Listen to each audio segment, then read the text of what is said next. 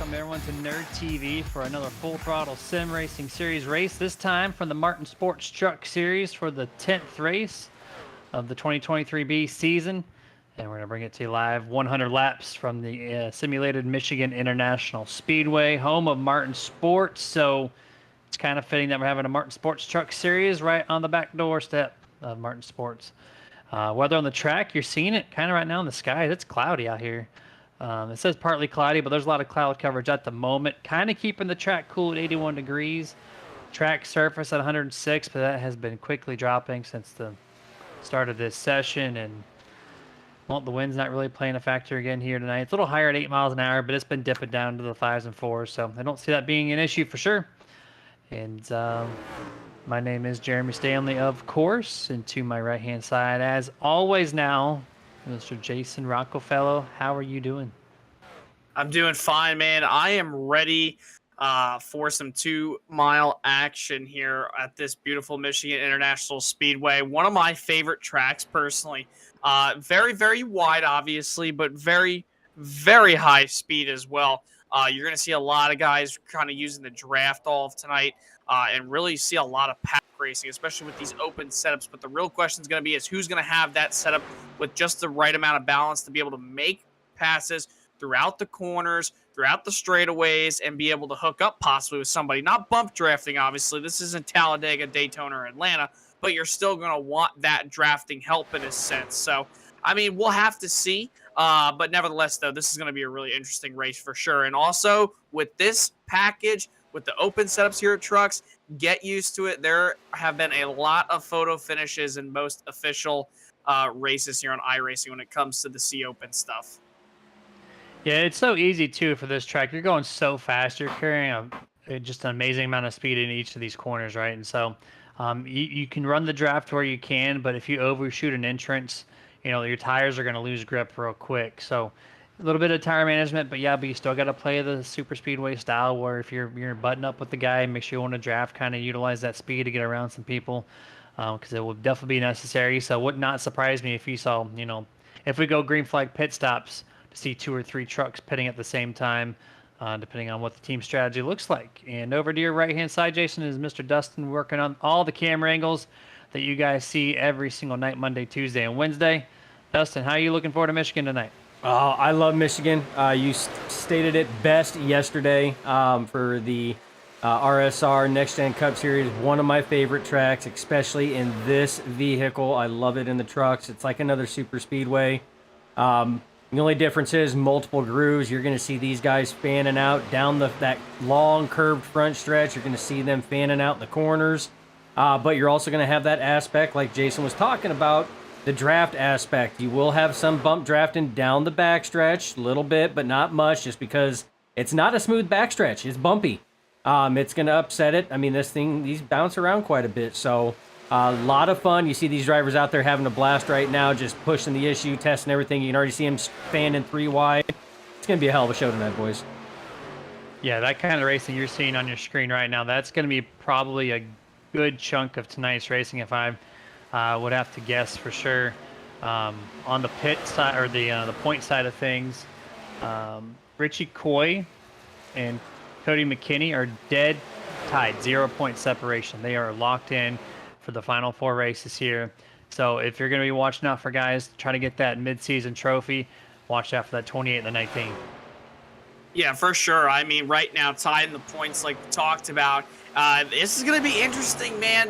When you look at everything going on right now with them, they have pulled out to pretty much from J.P. Burns, who's 3rd in the points right now, they have pulled out to a 109-point gap. So there's nobody touching them for this Season B title at all whatsoever. They are both tied with 408 points tonight.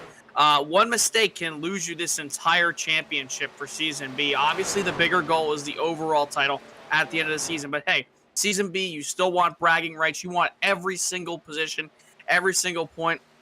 It all matters for that overall championship. But, I mean, last week we saw Richie Coy kind of struggle a little bit in the beginning of the race at Richmond. Then all of a sudden he managed to come back and finish 4th. So, you know, it was very interesting. And Kenny Brady and Andrew Navarro put on one heck of a show at Richmond.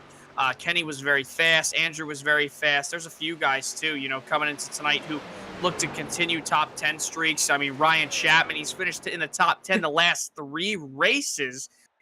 Despite how much bad luck he has usually, he still has had a very consistent finishing result these past 3 races. So he's looking to continue that. Maybe we'll see Ryan Chapman in victory lane tonight. Who knows? But nevertheless, this is going to be a very interesting race and could be one that we might see a surprise winner. You just don't know. Yeah, you saw that little draft thing right there in practice. One little mistake can cost you anything, and those guys are all buttoned up real close. So, yeah, it's basically going to drive like a super speedway, at least from that little practice session that we saw live on camera. But now it's our turn to focus on the practice winner, the number 38, and Brandon Gagnon, who's coming back here this time back in his original color we saw him 3 weeks ago. They're in the white and blue with the orange stripe Nerd2's Toyota Tundra. And let's see what he can do here at Michigan. Yeah, he was very, very close to winning back at New Hampshire when he made his debut here in the Martin Sports Truck Series. Couldn't exactly close it out. And I believe it was Richie who got the win that day. Correct me if I am wrong. But it really was a great battle between them two. Happy to see Brandon back here in that 38 machine, obviously. I believe he is the only Nerd Motorsports driver out here tonight. Kenny Brady not able to, and Matt Lee also. Matt Lee, newcomer actually to Nerditudes for his debut, taking over the 54 from Kenny Brady this week. Peyton Howell unable to attend tonight due to illness. But, I mean, our nerd guys, they should be pretty fast tonight. As you look at Brandon Gagnon, he's flying around 3 and 4. It is very, very hard to set a good qualifying lap here because you have to hit your marks perfectly, arc the corners the best you can. Don't go too high. Don't go too low. You just have to carry just the right amount of momentum. And he jumps up to the top of the boards with a 39.671. Yeah, since the Nerd Motorsports did jump onto the scene quickly, picking up some wins and showing some really good speed. So whatever they're doing over there, give a shout out to Dustin for, putting together that team and making things happen. But yeah, Brandon Gagnon's on his lap number 2. Looks like he's going to forfeit that lap. So he's going to stick it out with a 39.6, but don't pay attention to the practice times because they were in drafting, so it definitely increases your time by at least 0.2 of a second from what I'm showing here. Now we're going to look at one of our 2 IROC 93.5 cockpit cameras here from Ryan Chapman in the 27. He's going to ride the wall here, and this should be coming up to complete for lap 1, but this is probably his warm-up lap to go for it on lap 2. Yeah, and you see right there, going from the top, dives all the way down to the bottom, wants to try to cut that apron as much as he can. He's hitting a little bit of the bumps, drifts up. I want to say that was a little too high, too early. But here he goes, arcs it down into the corner. You want to make sure you don't get your left sides right on that yellow line, or at least below him, because you will get loose and you will spin out in a hurry. I remember back when I was running the Xfinity Series car here, it was always so hard to qualify because you tried to arc it in there so much, and if you just slipped up a little bit, next thing you know, you were going around. It's the same exact thing with the trucks, the same exact thing with the Cup car. You see Chapman gets a really nice entry, doesn't want to come back up to the wall too soon, does just what he needs to. I think this is going to be a top 10 run for Ryan Chapman. As he crossed the line, this was actually to complete his first lap, and there it Top is. of the You called board. it. Second driver in qualifying to crack a 0.6. That's a 6:49, but it looks like he's still trying for a second lap. Yeah, if I were him right now, I would just probably, don't really push it as hard as you can. I mean, that first lap, I think that was all you were probably going to get out of the truck more than likely. We'll have to see, though, how his lap is right here. You see how focused he is. No blinking from the driver, the number 27 machine. And it looks like he's just going to try to see what he can do from staying all the way on the bottom. Definitely don't think it's going to be as fast as his first lap. Yeah, nowhere near. 39.825. So nearly 0.2 of a second off. But, man, if you're Ryan Chapman, just praised him a little bit right there during pre-race, Jeremy. 3 top 10s in a row, going for 4. I said maybe tonight's his night. So far, it looks to be one. Yeah, you made a quick comment about that to us, and you said Ryan Chapman could be the surprise winner. And, well, I mean, by that qualifying time, his practice and qualifying was only separated by 7/1000ths of a second. So consistency around this track is going to play key, and if he's going to run consistent lap times like that, he might be one to watch out here. But we're looking at J.P. Burns here in the 99 going through turns 3 and 4. This is to complete his second lap. Yeah, and he's the guy, obviously, right now when it comes to the point standings. He is third in the points. No shot at winning the Season B title, but still wants to get as many points as he can. He'll come across the line 12th right now on the board. Justin Diltz, believe he made a lap, if I'm not mistaken. He's 23rd on the grid. Couple guys, though, here, Jeremy, they did not qualify. Jeff Chandler, Brody Hanna, Alan Duranko, the three guys who did not make a qualifying lap there.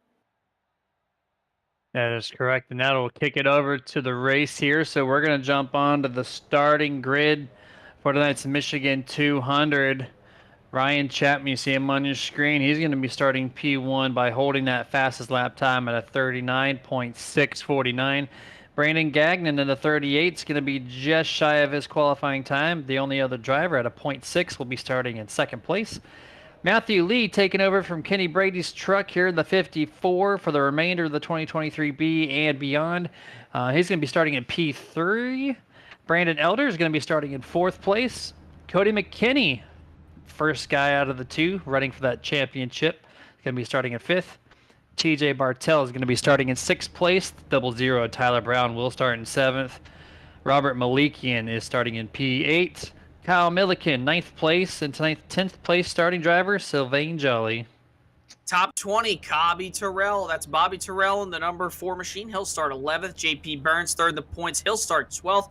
Marshall Johnson in the number 9. He'll start 13th. Sherwood Williford starts 14th. Tommy Schaefer in the 29 will start 15th. Lane Allen starts 16th after having a good run at Richmond a couple nights ago. Michael Blackner will qualify 17th. Colby Mice, 18th. Stephen Hollingsworth will be 19th. And Fear Motorsports driver Tony Solari will qualify in 20th. 21st, you will find the other guy tied for the points there. It's Richie Coy. 21st, Joseph McKinney is going to be starting in 22nd. 23rd place will be Justin Diltz. 24th will be Jeff Chandler. Brody Hanna, if he's racing tonight, will be in 25th, but I don't think he's getting his wheels repaired. That should be coming up real shortly, but doesn't look like he's going to make the race tonight. And then Alan Duranko in that number 2 will be the last truck. He will move up that spot and start in 25th place for a 25 truck field for the Michigan 200. I'm very excited for this race, Jeremy. In fact, one of my very first favorited races I ever called here on iRacing was the Champions Equipment Truck Series, ran, actually by Grant Enfinger, was able to call that race for their very first race of the season back on BRTV. So that was a very fun race to call. Enjoyed it, had a heck of a finish. Our very own Peyton Howell was actually in that race, believe it or not, very strong all night long.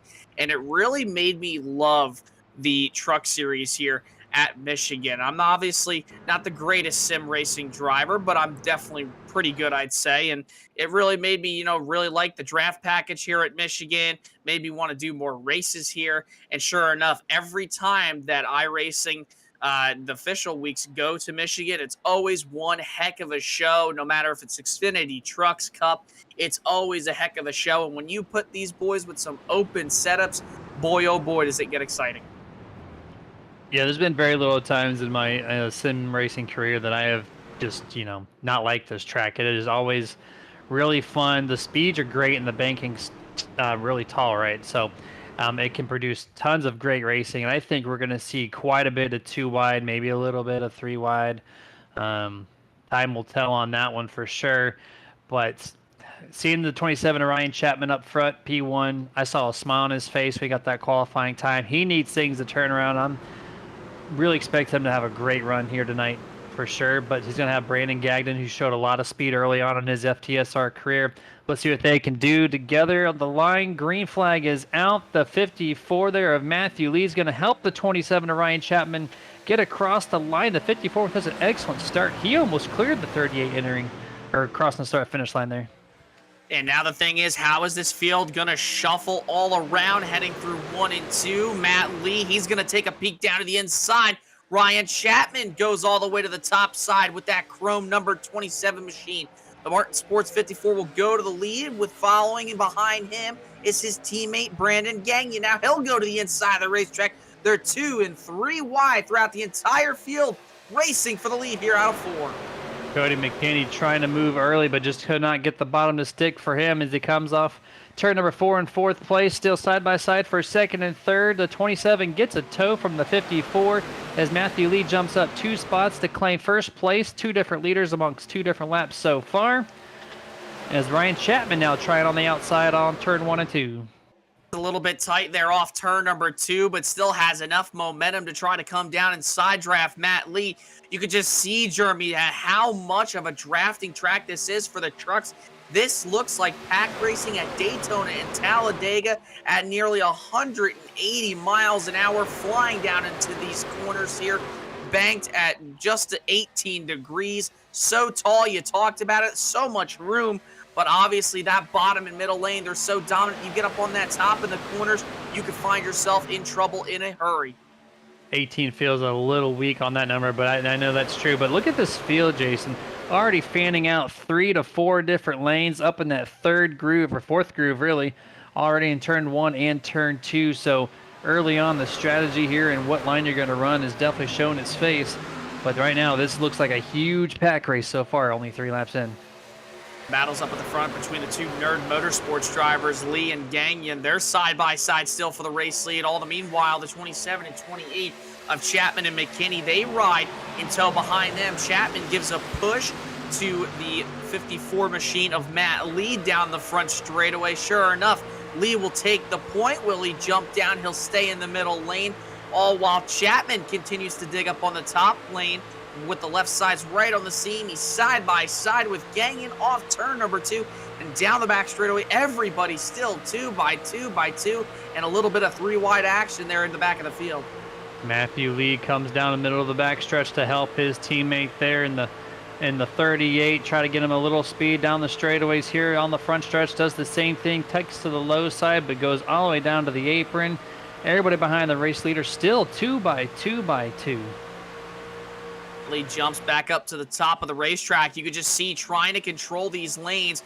He'll go to the bottom down the straightaways, but right before he enters the corner, he'll jump up high to get the arc down low, so he's able to continue his momentum.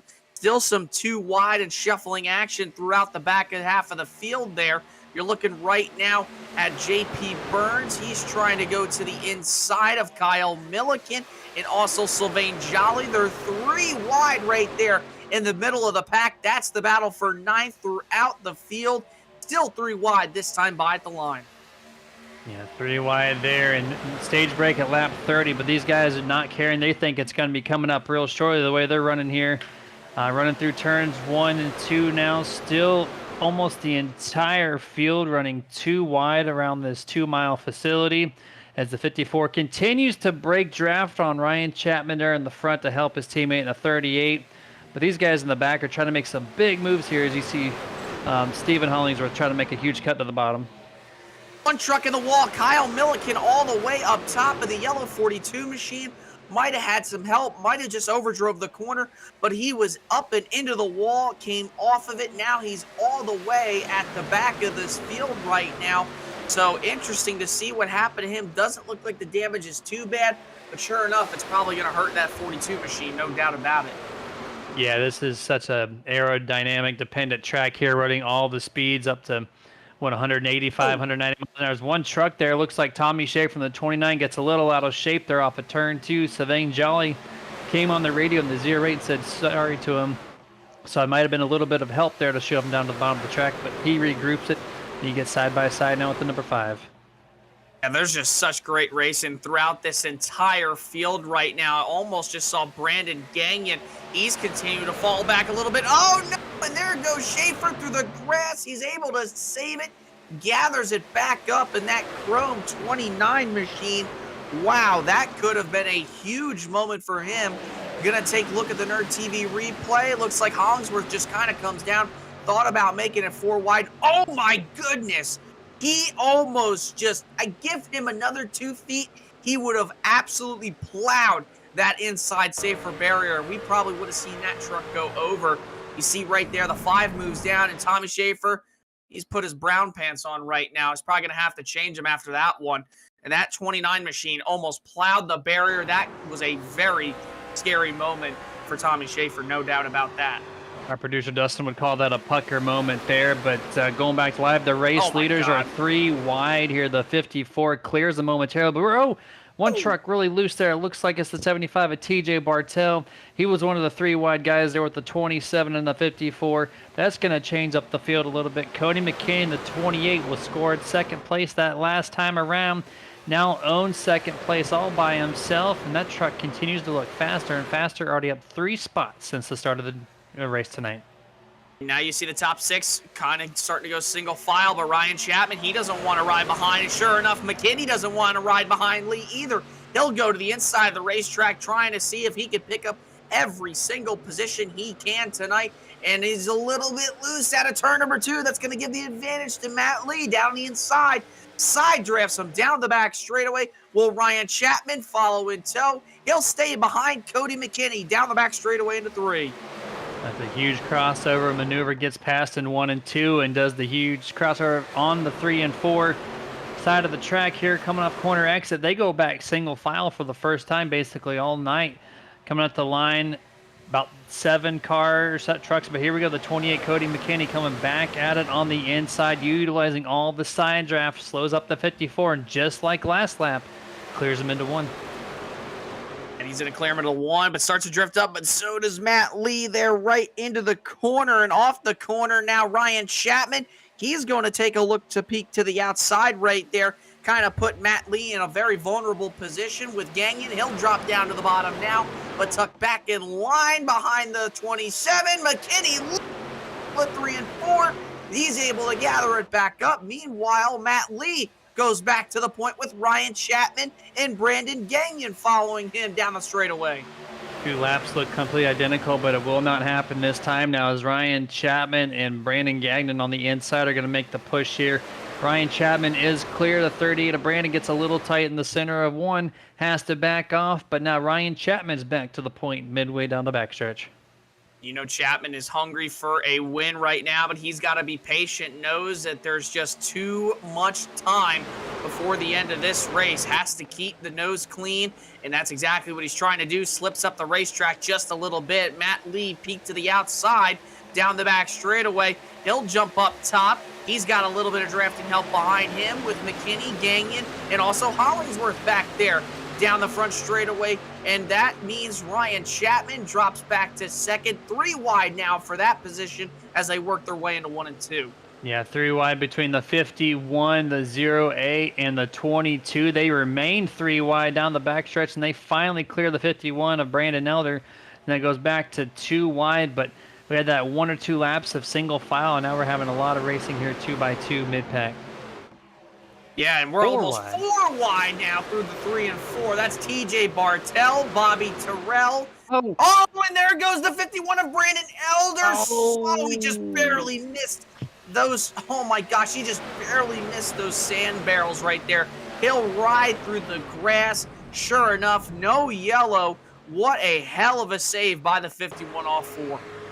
So Brandon Elder right now and Tommy Schaefer are trying to play competition for who can just get close to the wall without touching it. And I think Brandon Elder, the 51, has that one. I don't know if we get another shot of that, but that's really impressive stuff here. There's a contact there with the 4 of Bobby Terrell. We're going to go free float camera. We said about 2 feet for Tommy Schaefer from the 29. Give that man probably, Inches. what, a stack of paper? Inches. And that's about it. Yeah, that was inches right there for the 51 machine. I cannot believe he didn't hit that the way he did. I mean, I think he might have hit it possibly at the left rear just a tad bit, but just from what I saw, it did not look like it. No, we got a little battle for the lead going on up here continuously. You saw McKinney almost get up into Matt Lee and turn him off turn number 2. And McKinney, he is not letting down very easily. He wants every position he could get, going for the race lead every chance he can get here before we get to the stage break, which is at lap 30. So Cody McKinney wants all the points he can gain on Richie Coy. Remember, they came in even to this race in the points for the points lead, and Richie Coy is all the way back in 17th, playing it safe. Meanwhile, McKinney playing it aggressive, and it's paying off for him so far as we're more than halfway now before the stage break. Oh, we got a huge wreck in the back. The 4 of Bobby Terrell, the 08 of Sylvain Jolly, and quite a few others. They get hooked just off corner exit on the backstretch, and this will bring out your first caution of the night presented by that. That was huge. I saw one truck. I think it would have been the 4 up off all 4 wheels, at least 2 for sure. We're going to look at the replay here on the number 16 of Robert Malikian. Turns down low, and he just barely bumps Tyler Brown in that. So that's a couple more trucks that I noticed in this wreck. Yeah, we'll have to take a few more angles looking at this wreck. And off turn number 2, it all started with the 4 coming up. Jolly just moves down and, oh, wow. Sylvain Jolly goes up into the air, almost catches the catch fence there with the right front fender. But thankfully, he was able to save it and keep it out of there. But a lot of trucks were destroyed, and that was all caused by Sylvain Jolly, 3 wide in the middle. Probably got a little bit arrow loose off the corner. It came down and clipped the right rear of Bobby Terrell, and unfortunately started that chain reaction. And look at Jeff Chandler able to squeak right through up on the top side of the racetrack. Nice job by him. And maybe we can take a look at the onboard from Richie Coy. He was able to make it through as well, as he's currently up now to the 12th position from where he was just a handful of laps ago. Yeah, it's really tough here. 3 wide, everyone pinch up at the top there. I think that Tyler Brown on the 00 did a great job. He lifted right before the 08 came across his nose, but still unfortunately got involved a little bit in that incident as we just watched the number 2 of Duranco go through that wreck. But yeah, Bobby Terrell just looked like he misjudged a little bit on corner exit of him being actually 3 wide, pushed the 08 into a position where he got squeezed, and then that's when he got hooked and sent up to the outside wall. Yeah, for sure. And now we're riding on board with Richie Coy off turn number 2. He's going to go right through it all. Whoa! And he might have got hit right there. I don't know. We're going to have to VCR rewind it, as I always say. I think he might have got clipped in the right rear there, possibly. It was very hard to tell, but he just squeaked through right there. And we're going to take a look here as we head off turn number 2. Slow-mo, taking it to the drone cam. And right here, the 08 comes down. Oh, yeah, he got clobbered right there in the right side door, and he's definitely got damage. Saw some scrapage to the right side passenger door, and unfortunately, that could hurt the 19 machine here tonight, and I believe he did not make a pit stop last time around, so Richie Coy will migrate to the 7th position despite being involved in that wreck. I think the term slow-mo drone has a ring to it, don't you think? Oh, yeah. So might have to dub that, down the road here. But yeah, he's got to have some repairs for sure. What's the odds of Richie Coy having his one bad night of the season and the first wreck gets him involved in it? That's just terrible luck. But thankfully, it didn't look too bad. But he has a lot of work to do regardless, just on the setup side alone, to get up to Cody McKinney, who looks so much faster than that 19 at the moment. But visually, the 19 has damage around the number side of his door panel, and that's about it. So that's pretty good. But we're going to shout out one of our partners here before we go back to green flag, as we do have the 1 to go signal for this race. Can be restarting on lap 20, which will leave 11 lap shootout for between now and the end of stage number 1. I'm going to give a shout out to iRacing iFlag this time. It's your standard for open source race marshaling light board system. It's a 64 LED matrix system that truly is noticeable with peripheral visions for all 30 different iRacing notifications. It basically just takes care of your spotter essentially. So it visualizes who's high, who's low. If you have a meatball, blue flag if you're going really slow. Of course, you got your checker flag, white flag, and more. Kind of like a catch fence system with the flashing lights, but a lot more detailed. So if you're looking to kind of complete your sim rig with something unique like this, head over to iRacingIFlag.com. Check out what they have, and anything you do purchase from iRacing iFlag, of course, we have that super nerd code waiting for you. It's going to save you 15% off anything you do have there. And we got a quarter of a lap left before we go back to green flag here. I do believe we're looking on board here with Cody McKinney in the 28. He's going to lead this pack to the green flag, with Stephen Hollingsworth coming out from 19th to 2nd place here We'll see what he can do with these leaders. But we got green flag in the air. The 28 Cody McKinney with a decent start. The 5, though, does match his pace. They both jump out to about a truck length advantage coming to turn 1. Yeah, side by side down the front straightaway into turn number 1. Now Michael Blackner follows behind them in that Red Bull machine. All while Hollingsworth tries to side draft Cody McKinney a tad bit off turn number 2. And look at TJ Bartel all the way up to the outside. Tried to make it 3 wide. He'll get through a little bit. And on the bottom side, you see Matt Lee. He made it 3 wide right off turn number 2. He is flying to the front. Both him and Brandon Gagnon pitted last time around, and they are trying to make their way back up through this field. She's at 54. He's been 3 wide this entire lap. He restarted this race on position 14, comes across the line at P8. So at a super speedway style event, he gained 6 positions on that restart. He's not done yet. He now passes a 33, looking at the inside of the 19 of Richie Coy. That'll put him in 6th position once he makes that pass. But man, that truck is handling really well as they're 3 wide down the back straight. He has made up so many positions from the last time he started here as we look at Richie Coy's on board. But everybody up at the front of the field besides Matt Lee, Tommy Schaefer, Tyler Brown, a few other guys, they pitted. And Matt Lee is using those 4 fresh Goodyear Eagles to his advantage. Oh, and we got an incident right there off turn number 4, I believe. Lane Allen got into the wall, possibly maybe somebody else. But there was a big scuffle off the corner. No yellow, though. And, oh, man, that right side of the 14 machine is absolutely killed. I have no idea how that wasn't a caution. He got hooked directly into the point right there. Bam, him. And it looks like the number 8 truck there of Colby Mice off of turn 4 just come together, and that 14 truck is absolutely obliterated on that right front. But that was toward the tail end of the field. You see right there the contact and the huge damage right there. The whole tire fender gets gobbled up there by Joseph McKinney there on the apron side. But man, that was such a hard lick. You know something, Jeremy? I'm not surprised that it wasn't a yellow, but at the same time, I am. Or let me rephrase that. I understand why it wasn't a yellow, but at the same time, I'm surprised that it wasn't a yellow, if that makes sense. Because you think to yourself that something like that's got to be a yellow. I mean, I know the rule is like, a car has to be a certain amount of degrees, a certain amount of speed.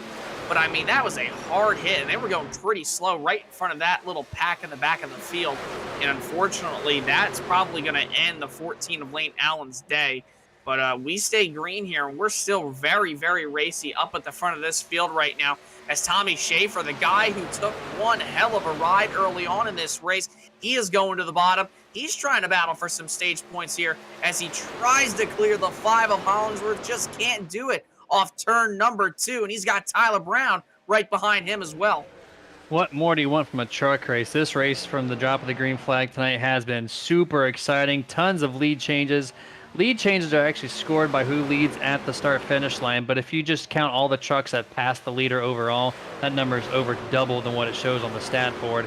It is quite crazy out here. 29 Tommy Schaefer had that incident early on where he almost clobbered the inside pit wall area. Now, 20 laps later, leading this event as we have 6 laps to go before we get to stage break.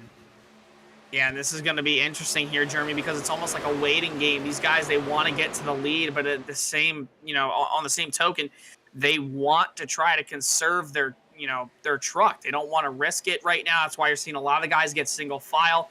They want to race up to that front right now, and then once it gets to go time, that's when they want to start to, do stuff with their truck. Look at Cody McKinney, how sideways he was entering turn number 3. He's going to be able to save it. But he's also trying to make some moves on TJ Bartel. He'll look to the inside of the racetrack, all while this field tries to catch up to those 3 leaders. Yeah, those 3 leaders have definitely found a way to break apart from the rest of the pack for sure. A lot more trucks single file this run here and a little bit more scattered, really, as we now have just under 5 laps to go here. Every single truck, minus the guy in about 15th place, is single filed out. And it looks like they might just be taking a cruise ride up until stage. Yeah, that could be possibly the thing. I mean, if you're a guy here in the back of the field, you don't have any shot remotely at any stage points. I mean, just save your stuff. Don't risk wrecking yourself for 16th position, for 15th, and so on back throughout the top 10. I mean, if you're close to those guys inside the top 10, if you're anywhere near Richie Coy, sure, you might want to go for it. But at the same time, it's like you're only going to realistically probably go for that one position while the rest of the field is a few car lengths ahead of Richie Coy. So I don't know. I mean, it's really these guys, opinions and strategies. They can do what they want to do. But if I was a driver, that's pretty much what I would do. Yeah, 100% here is the top three is even broken out more. We're starting to see the tire wear, I guess, at this point in the run, who has it and who doesn't. And Tommy Schaefer, Tyler Brown have almost cleared a whole second over the number 5 of Stephen Hollings, where he is very well known to have great speed on the short run, but when it comes to the long run, the 5 just needs to find something. But doing pretty well, I would say, up to this point. And then you see the 28 of Cody McKinney. He's all by himself right now. So the pack racing officially gone. So if we get a long green flag run coming up on the second stage, which will be about 65 laps, expect something like this, very similar, but maybe a little more conservative on the start.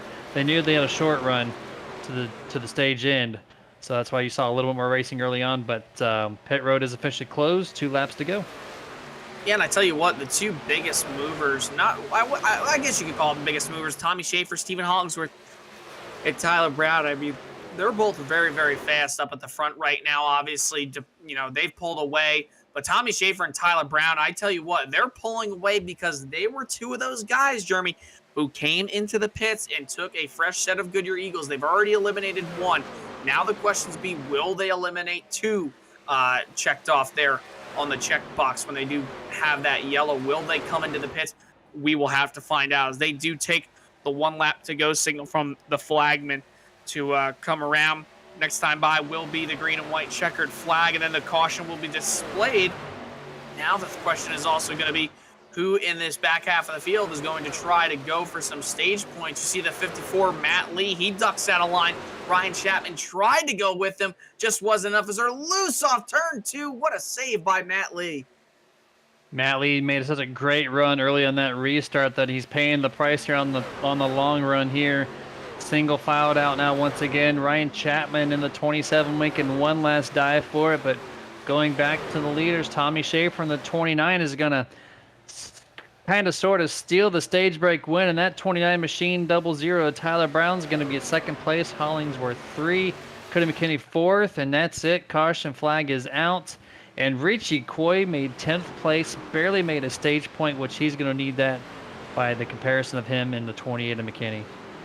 Yeah, Cody McKinney was able to pick up a few more stage points than Richie Coy. So at the time of this lap 31 stage break, Cody McKinney will be your current points leader as it stands due to having more stage points just from that. But, I mean, there is so much about this race, Jeremy, that can just make this thing go upside down with cautions, big wrecks, photo finishes, surprise winners. You don't know. So this is kind of like a strategy game. Do you want to risk your truck being up at the front of the field and getting into the hornet's nest, or do you want to stay at the back like Richie Coy was kind of doing until that wreck happened from the previous caution? So really, this is really just anybody's game here tonight, like you already just saw with stage 1. Look at who finished 1-2.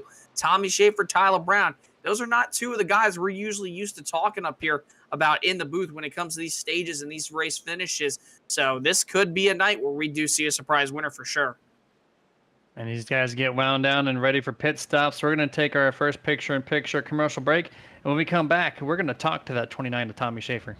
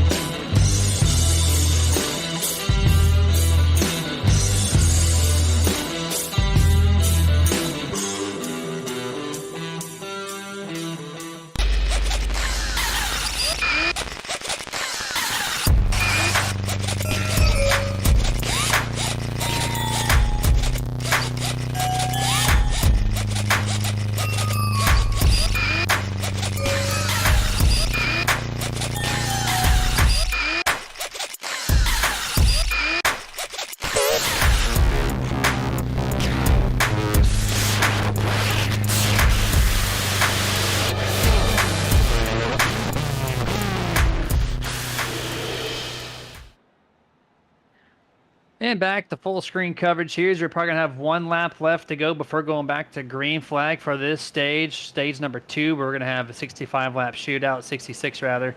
And I said we're going to bring in Tommy Schaefer. I don't see him actually available to chat. So I actually want to bring in our second place finisher of that stage, the number 5 of Stephen Hollingsworth. Mr. Steven, do you have a copy? Yeah, man. Hey, man, I just wanted to bring you in real quick. How's that truck looking right now? I didn't expect you to be up there in the top 5. Some of the guys fell back due to whatever reason, and then you kind of took the spotlight there. So what do you think you have for stage 2?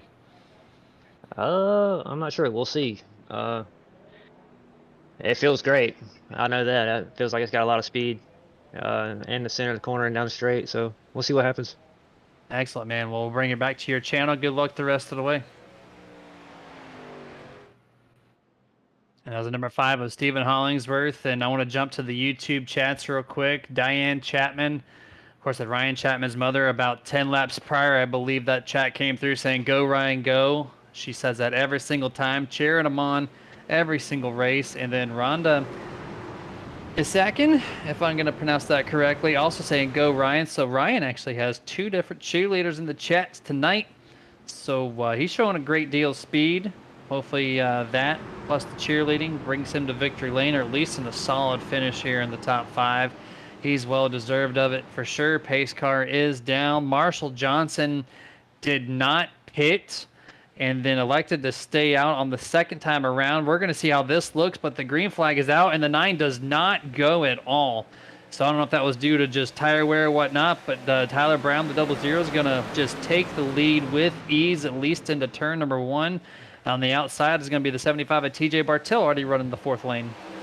And this could be huge trouble for the rest of these guys. Look at Ryan Chapman, has to dive all the way to the outside to avoid the 9 of Marshall Johnson.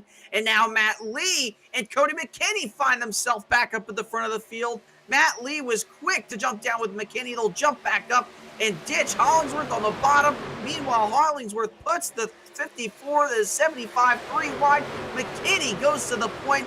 What a restart for the 28 and the 54 machine. Yeah, the restart for the 54, second time in a row now. He's surprised me. Started 7th on this restart and jumps up to 2nd place. So 5 spots on this restart, 6 on the previous. So the 54 of Matt Lee, newcomer here to FTSR, definitely showing how to get restarts done, at least at a big track like Michigan.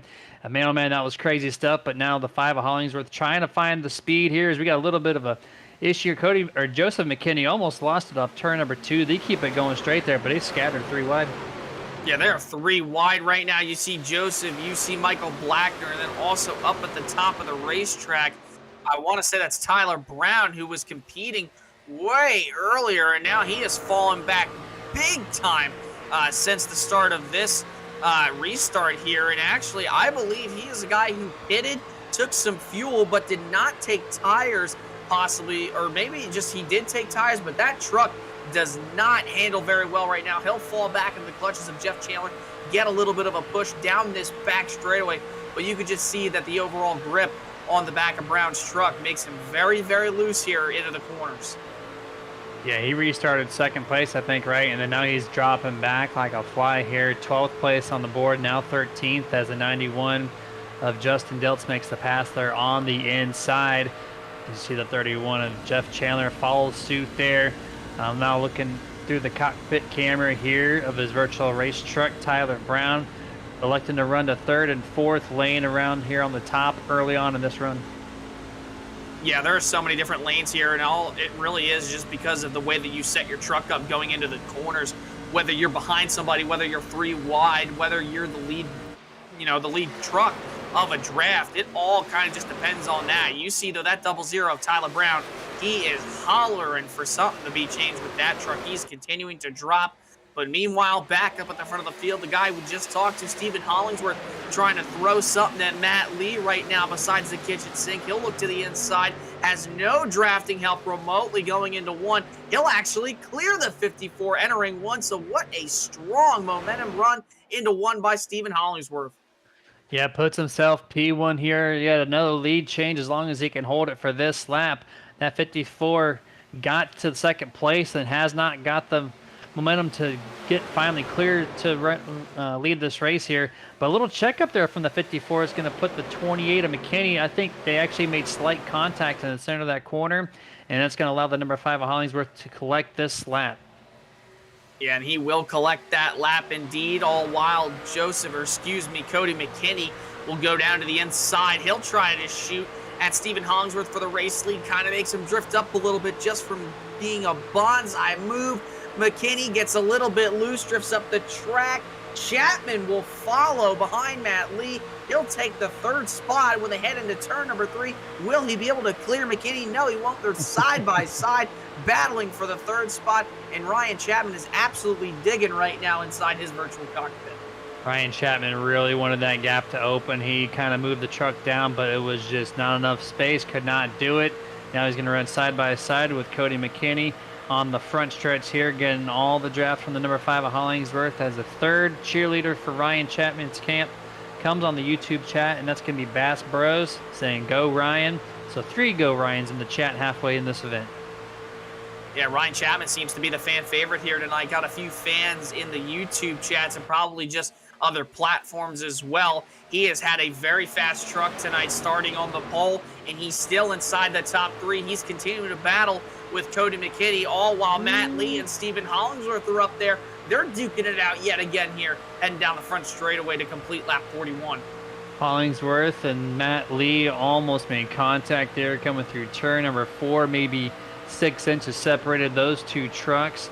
But the number 5 of Hollingsworth secures the spot still, which the guy on the outside of a super speedway can really take off all the air off the front guy there. So I'm surprised that Hollingsworth had the speed to even pass the 54 that time, but Matt Lee's going to try it once again coming to 3. Yeah, they're still side by side, and all the meanwhile, Brandon Elder now has found himself into the top 5. He only started in the 6th position, drifts up a little bit, almost makes contact with that Chrome 28 machine of McKinney. But down the front straightaway, he's got no drafting help to his outside, stuck on the bottom, and McKinney is also stuck up there. So those guys are going to try to single file it out into 1. Ryan Chapman gets a great launch into the corner entrance here. Can hug the bottom of this track. Coming on corner exit, though, he has to lift there. But even then, so the 28 did a little bit as well. So he's going to carry that momentum as the 28 dips down a little bit lower to try to follow the 54's draft. He slides up now. Number 5 of Hollingsworth trying to get that position back.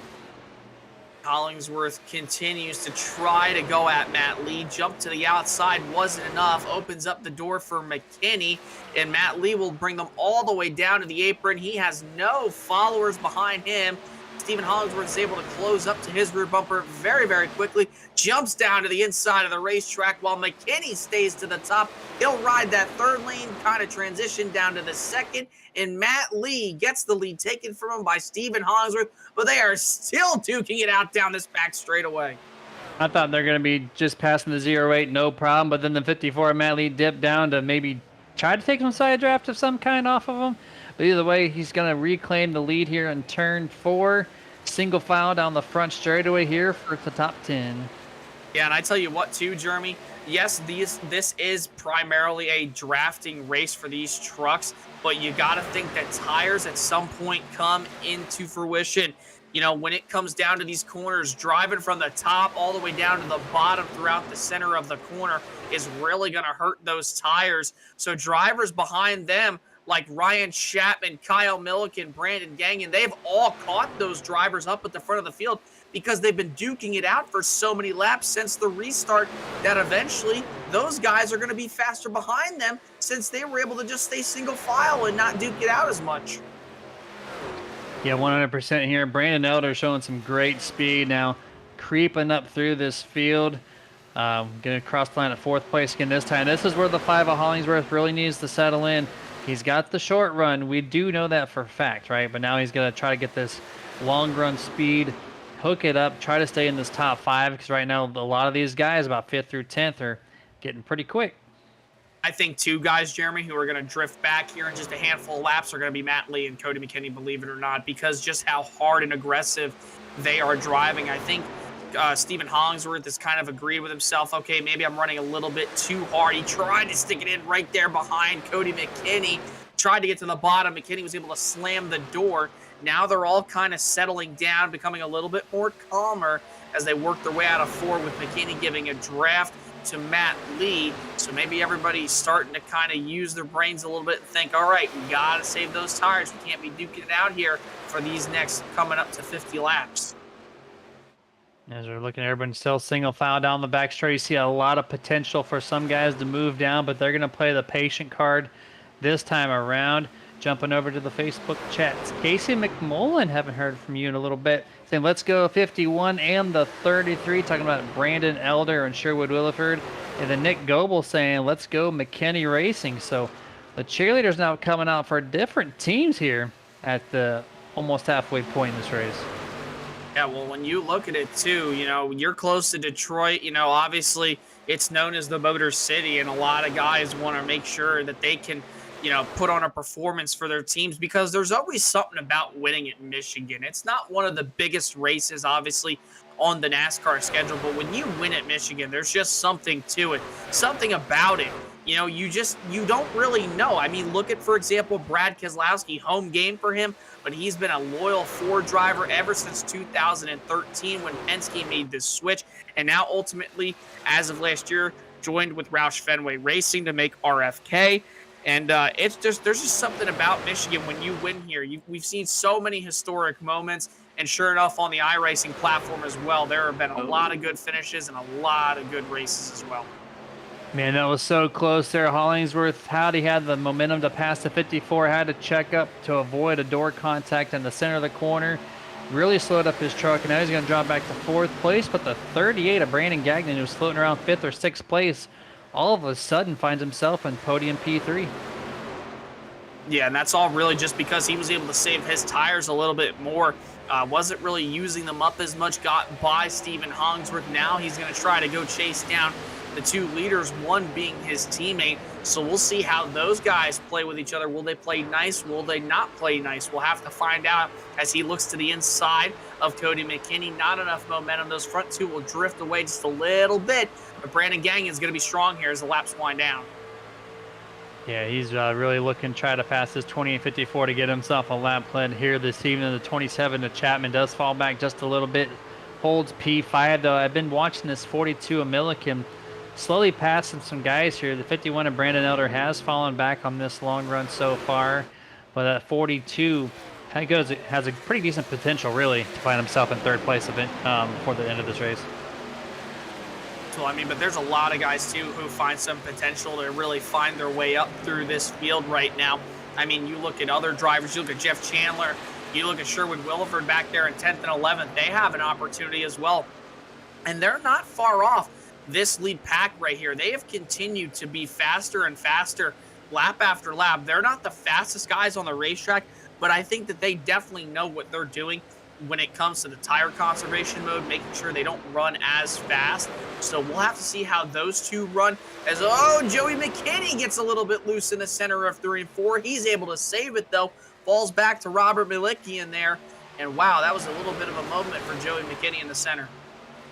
Yeah, pretty eventful night overall for this 18 here. Under fire from the 16 there, Robert Malikian on his inside. Using the draft, though, of Justin Deltz, but Justin Deltz a little slow in the center of the corner. Is going to allow the 16 to compete with him on corner exit. Gets right up against that outside wall. That was a very close call there, but I think we're going to kick it up to turn up the tudes as we're going to listen to all the sounds of these trucks going around Michigan.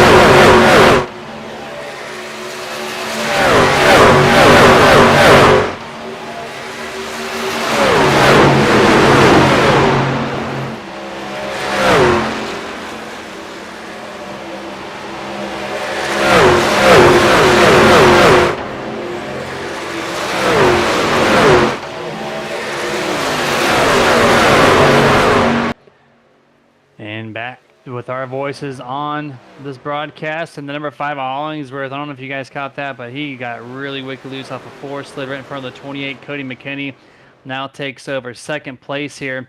But we've seen the 54 Matt Lee extend his lead now for just over a half a second over the 28 and 5 now.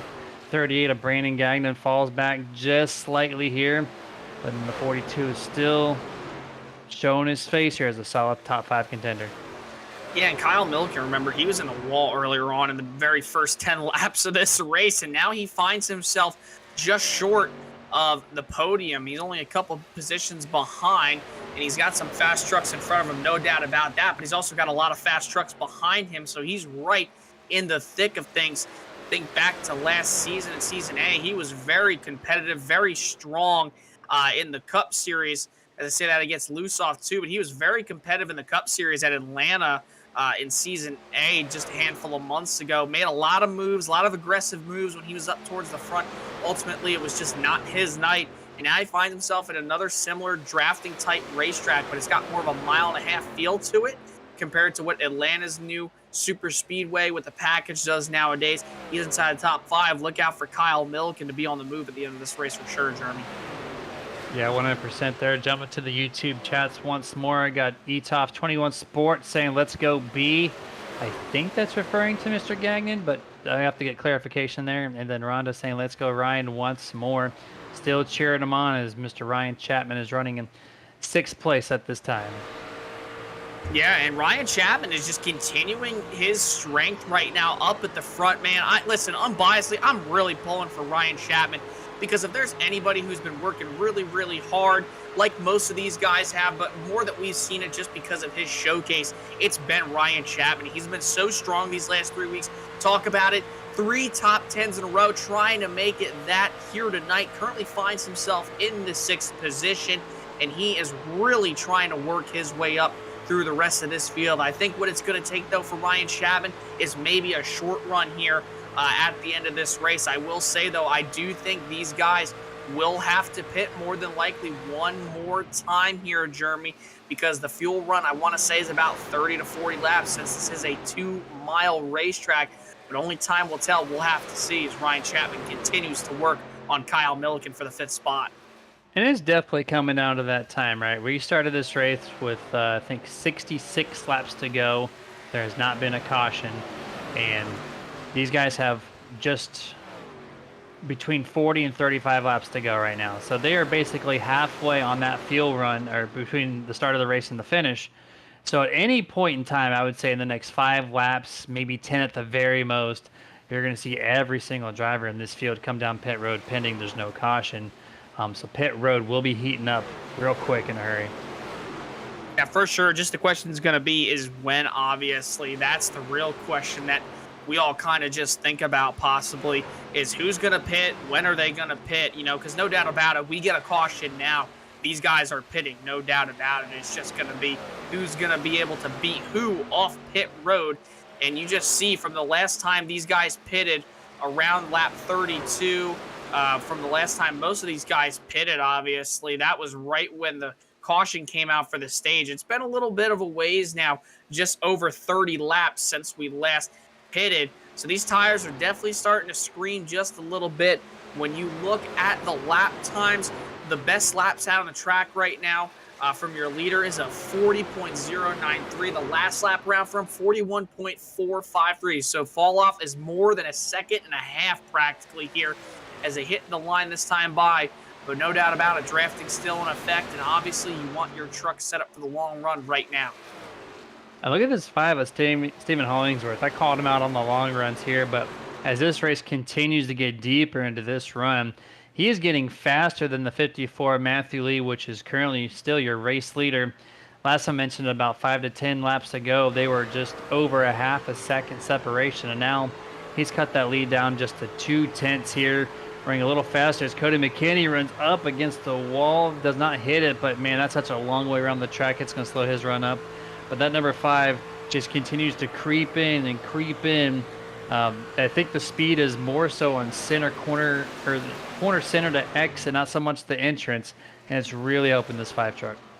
Yeah, and I tell you what, even though Cody McKinney is in the dirty air of those two drivers right now, if Hollingsworth and Lee tend to get side by side here, Cody McKinney and Brandon Gagnon are going to reel them right back in. Same with the rest of those 5 trucks behind them: Milliken, Chapman, Elder, Bartel, and Blackner, who is actually being able to hold on. He's actually the guy with the fastest lap time of the race with a 39.879. That was with draft, obviously.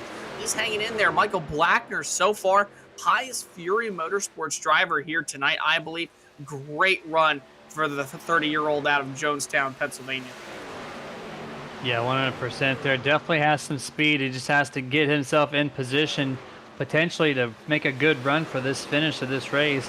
Got to hit that pit stop clean. You're carrying so much speed coming down pit road, but you do have a lot of braking area at the same token. Just make sure you do that. Bring a partner with you, because at this point in the race, obviously, you're going to want that draft, or else you will not be competing for this race win. So find a partner where you can, and set yourself up for the end of this race. But it is really strung out so far, and I think we're finally starting to see our first taker. That's going to be the 38, Brandon Gagnon, and the number 5, Stephen Hollingsworth, gives up second place. This will open that window up for pit road.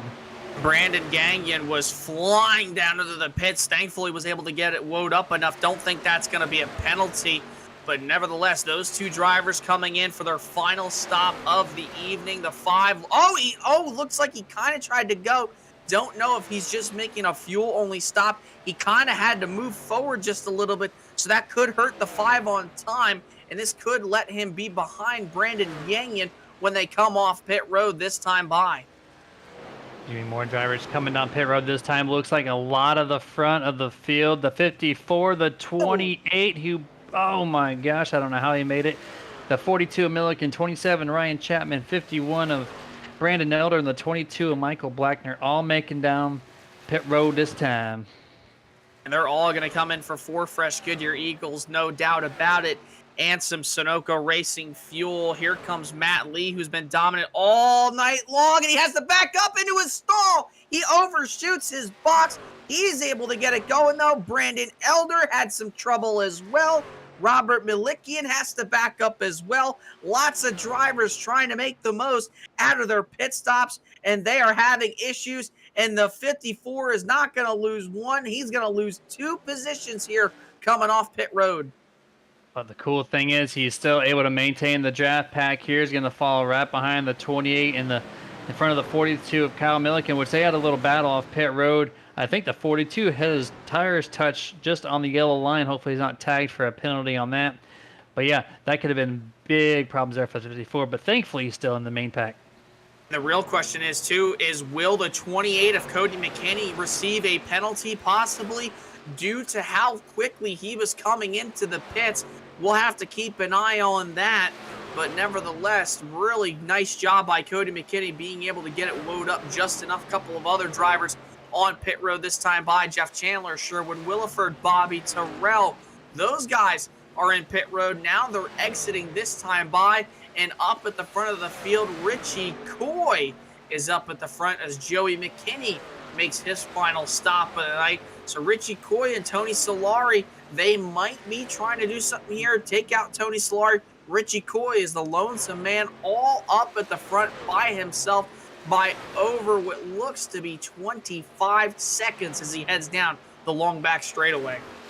Richie Coy, hand out the window saying pitting this time. He's playing the perfect strategy, what he can do. He knows he doesn't have the fastest truck, so he waited till he led a lap, and then he's going to come down pit road, the very next one, and down pit road all by himself. He's going to lose any type of draft speed he would have had, but at least he got the point for leading a lap. And obviously, we talked about every point matters between Coy and McKinney, because that's the battle after tonight. 3 races remain for the Season B title. And when you look at the schedule right now, obviously at Michigan tonight, you go next week to the Lucas Oil Raceway. Everybody knows it as Indianapolis Raceway Park, or IRP. Then we go to Kentucky, which is a very, very hard place to pass. And then the season finale for Season B wounds up at Daytona, which that can be an absolute you-know-what show. So if these guys want to minimal mistakes when they roll into Daytona, they want to try to pick up as many points as they can on each other for these next 3 races. Yeah, 100% here. And there's a lot of trucks moving around in this 6-truck pack. This is for your race lead. The 42 Milliken says enough. I'm going to try to make this pass here, but the 28 Dakota McKinney's so strong on that second groove. Not sure if he's going to be able to clear the 28, and he gets the draft out from the 54. The 28 might take a move to the inside, and there's some contact as he wanted to make that cut, but Hollingsworth tried everything, but you cannot push the pusher, especially in a curved straightaway like that. That really upsets these things.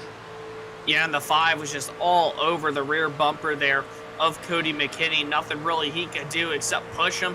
And then you talk about not pushing the pusher, huge thing when it comes to the super speedway drafting like tracks. And look who is up at the front. Kyle Milliken goes to the inside of Nerd Motorsports driver Matt Lee for the race lead. Got no real help behind him besides Hollingsworth. They're door-to-door as they hit the line this time by. Coming on to lap 73 is McKinney and Chapman ride right in tow behind Lee in a 1. Milliken showing some great speed here on this run in particular, side by side with your race leader, still the 54 of Matthew Lee. Ryan Chapman really desperately trying to find a gap here. He maybe wants to take it 3 wide, but the 28 and the 5 are kind of holding him up at the moment as they go to 3.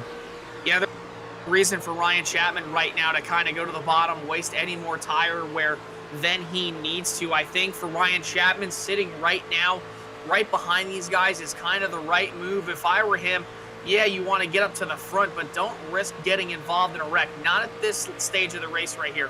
You're inside the top 5. You want to continue that top 10 streak. You want to go for a win. You sat on the pole. Oh, and not to mention the fact, fastest lap time of the race right now, 39.729 after he put on those 4 fresh Goodyear Eagles on that last pit stop. So Ryan Chapman just riding around right now, but we'll have to see what his strategy is as he looks to the inside of Hollingsworth, now stays in line in the 3. 42 still putting that pressure on Matthew Lee as they go through 3 and 4. Matthew's going to take that lead. Single file now. The 28 of Cody McKinney gets a pretty decent launch on the top of turn 4. Gets to the door panel of Kyle Milliken. Gets the draft help from the 54 as they go down to turn 1. And down into 1, Milliken still trying his best to hold out on Matt Lee. Got a little bit tight, kind of didn't get the entry he wanted to. Opens up the door big time for Cody McKinney to be able to get a run as Matt Lee jumps to the bottom to kind of maintain both lanes. Goes back to the top side. McKinney will clear the 42, but not so fast. Milliken back down to the inside of the racetrack, still trying to fight and claw to get back to the lead. Starting to lose a little momentum right there, at least through 3 and 4. Jumping to the Facebook chats. I see Scott Martin, sponsor of this truck series, jumping in saying Matt Lee looking strong in that 54. And yes, sir, he is doing great. Now has a 2 truck length advantage over the 28. And, yep, Scott again saying Brandon looking strong too. Let's go, gang. And, yeah, he's also doing great there running in P6. He's been bouncing around between 3rd place and 6th place. Right now he's dropping back just a little bit. Don't want to lose too much of that draft or you're going to lose his pack. Oh, why Ryan Chapman just went down to the bottom right there to get in behind Kyle Milliken. I mean, it all works out, though, nevertheless. But here's the thing to keep a note on right here, Jeremy, is Matt Lee is approaching a lap truck, and that is the 8 machine of Colby Mice. What will he do? How will he make quick work of Colby Mice when he gets to it? Because he's going to have to get around him. He's going to have to get around him in a hurry. He doesn't want to be able to, obviously, hold himself up anymore. And thankfully, Colby Mice will go up to the top, but he's going to hinder the progress of Kyle Milliken and the rest of the guys behind him. That's the thing. Lap traffic will not be your friend here late in this race. You typically want to go to the bottom half of the track, but he's going to break up the pack at least. It almost looked like it, but not going to cause too much separation. Oh, contact between the lap car and the 5 of Stephen Hollingsworth upsets the 5 truck on corner exit. This is going to allow Ryan Chapman to get door-to-door with the number 5 of Hollingsworth.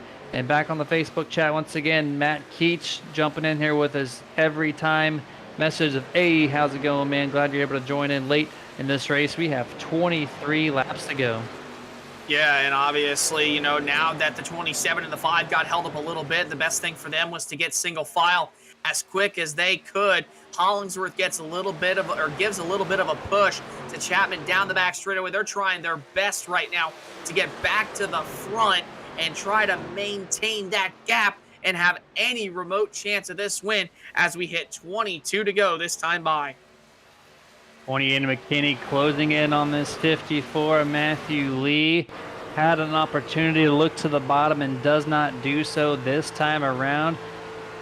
Lets up a little bit on corner entry here. He's going to try to get the reward on corner exit, but Matthew Lee just dominated 1 and 2 that time around. Going to get that 2-truck separation once again. Yeah, and Cody McKinney, sure enough, though, is going to close right back in on him as you ride from the back bumper of that 54 machine. Both of these two Toyotas up at the front of the field. It's a Toyota, Ford. No Chevys until TJ Bartell back in the 7th position.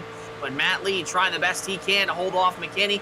Cody's got a big run. What will he do with it? He'll give him a little bit of a push. You'll see a little bit of the engine there into turn number 1. But Matt Lee's still hanging tough from Cody McKinney and the rest of the field. Matthew Keats back on the chat saying the truck behind the 5 is familiar. Yeah, that might have been me and you with that collaboration there for that white, blue, and orange Nerditudes Toyota Tundra. So look at your paint skin on the track here as he's continuing to battle for this main pack and potentially for the race lead if he can get back through these guys here as we're now approaching 20 laps to go. Yeah, and look at right there, sitting in 4th place, Ryan Chapman has moved right into that position. This sweet spot, was able to get around the 5 of Hollingsworth a few laps ago. They've made quick work of Colby Mice the best way they can, and because Chapman was able to ride around behind these guys and just save his tires, now look at him. He's a lot faster into the corners than, per se, Kyle Milliken. He's actually going to look down to the inside of the racetrack here. What will Chapman do with this run? He'll tuck back in line. And into turn 3, he's still digging and trying to get back towards the front. Yeah, there's a 1 degree banking less, I think, on the bottom lane at Michigan here, and he is trying to utilize to get that truck to maybe rotate on a little bit more flatter surface. The 42 gets a great launch off the corner, though, just cannot get to that bumper to make the corner entrance happen for any type of attack here. 28 Cody McKinney gets right to the 54 and once again elects to not make the pass. He's going to run a lane up the track, though, to see what he can't do on the upper half of this track. He'll have a little bit of a run here down the back straight up, but really can't do anything with it. I mean, if Matt Lee and McKinney get side by side once again, it's going to reel Kyle Milliken and Ryan Chapman right back to their bumpers. And obviously having more grip with the shade in 3 and the shade off turn number 2, any sort of cloud cover will help these guys. And you just see right now, Kyle Milliken and Ryan Chapman, just from those guys, kind of making a little side-by-side, even though they weren't exactly.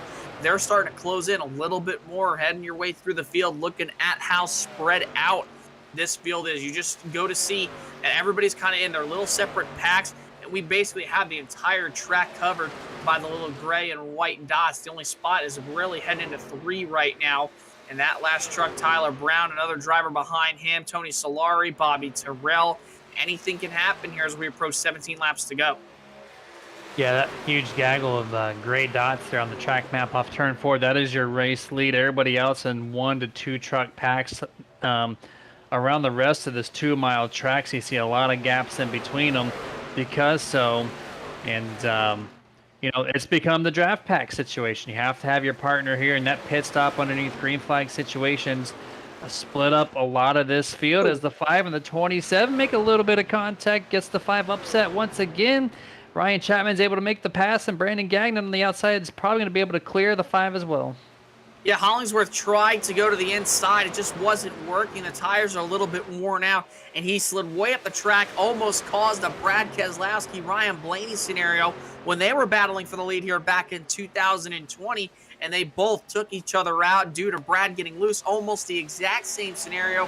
Thankfully, the 5 of Hollingsworth able to catch the truck in order from going into the left side door of Chapman entering 1 just a lap ago.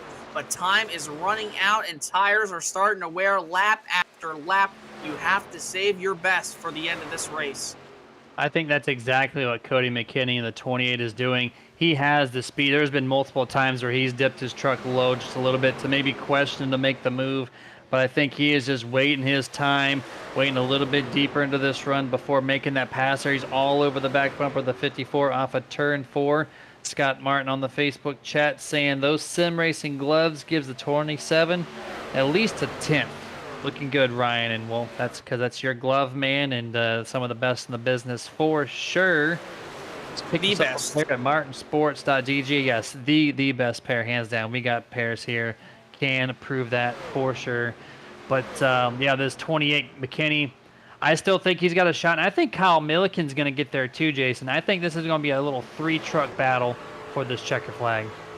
Yeah, I really do think Kyle Milliken has a huge opportunity to try to take advantage of here when the end of this race does come about. And if they do go green all the way, I want to say the last 2 laps, maybe 3 or 4 laps, is when Kyle Milliken is probably going to try to make his move and really push 100% back up to the front.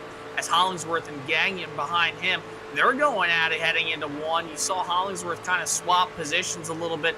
He's still trying that inside lane, man. I just think the tires, it's just too risky right now to make any sort of pass remotely on the inside of the racetrack. So that's why you're just seeing everybody kind of follow their own lane, not really trying to make any sort of pass.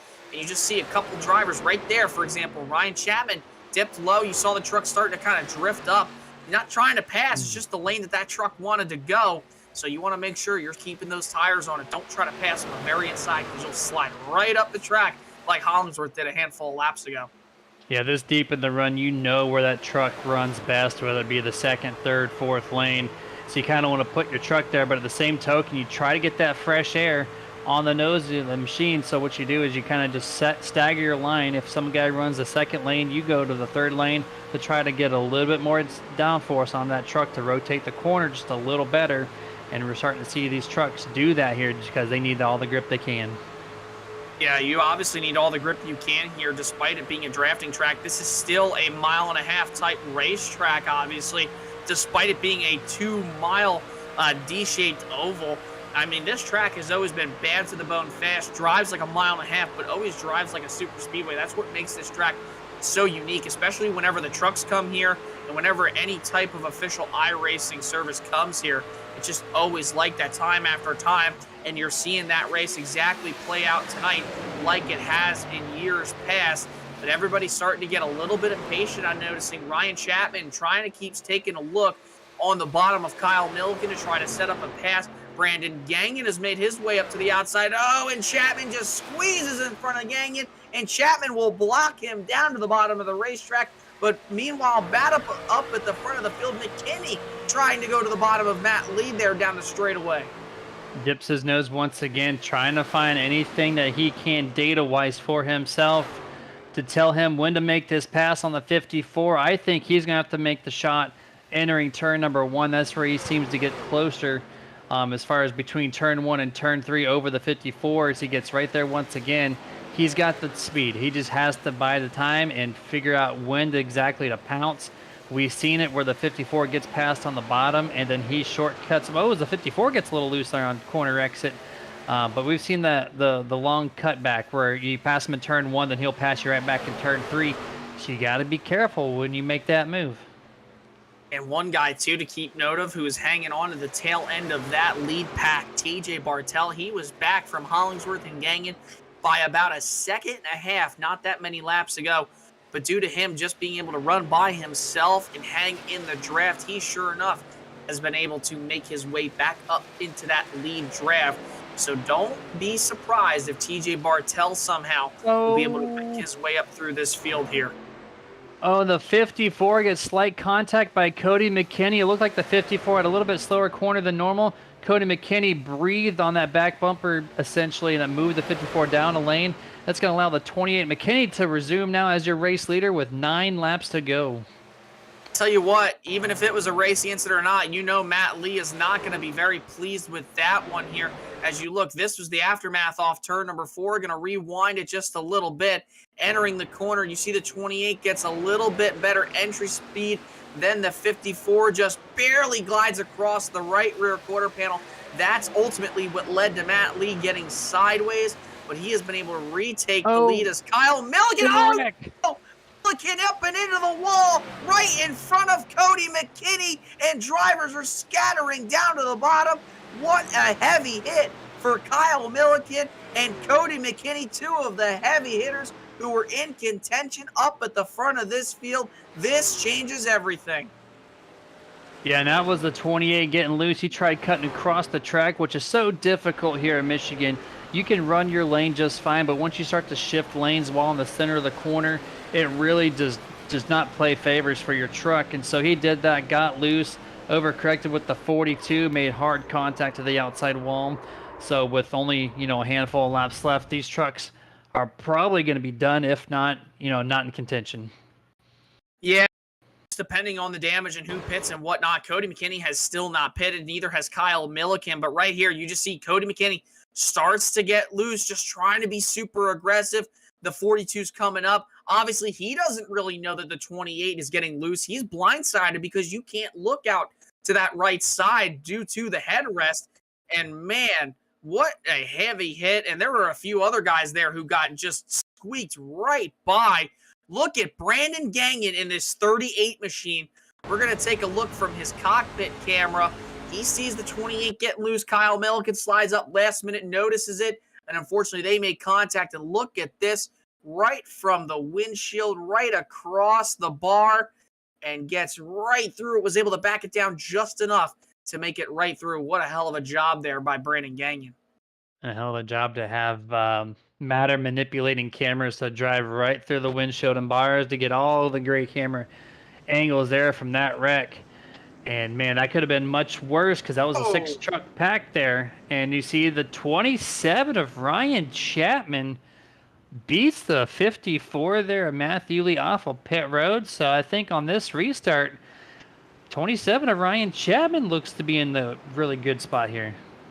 And I don't know if Matt Lee had any type of an issue here, but we're going to get the chance to talk to the 27 machine here in just a second. Going to pull him in here before this restart. See if we can get him up in here. And there he is, Ryan Chapman, driver of the 27, man. You got the lead coming off pit road, man. How do you think this restart's going to shape out? And what do you need to do behind the wheel of that 27 machine to hold off drivers like Matt Lee, Brandon Gagnon, and Stephen Hollingsworth, who have been so fast all night long? I just got to hit my lines and just keep the car straight. The car is fast. It's fast on the short run. We had to work on it in the long run, but the thing is on rails on the short run. So I feel like I'm going to take the outside here, and hopefully we can just get around them and just pull away. That's what we're going to try to do. Just pull away and get this win. Is there anybody in particular who you'd like to try to work with here on this restart that you've tried to be around all night long, per se? Taking outside here. I'll take probably Brandon. He's been very kind to me, and feel like we've been working well together a few times. None of my teammates I see are up here, but hopefully they can get up here and we can keep pushing.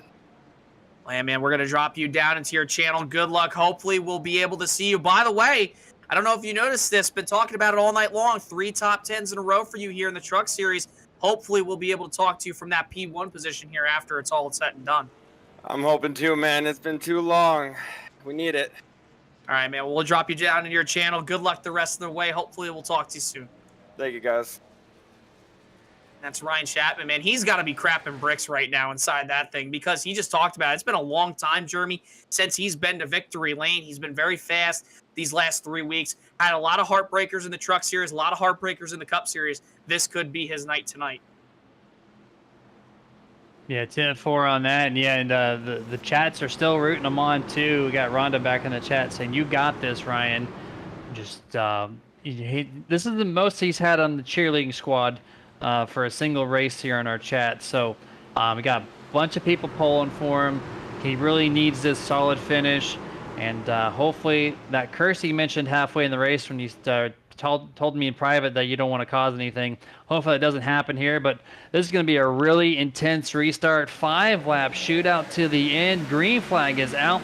The 54 with a great start. The 27, not so much. So Matthew Lee is going to clear the 27 before they get to turn 1.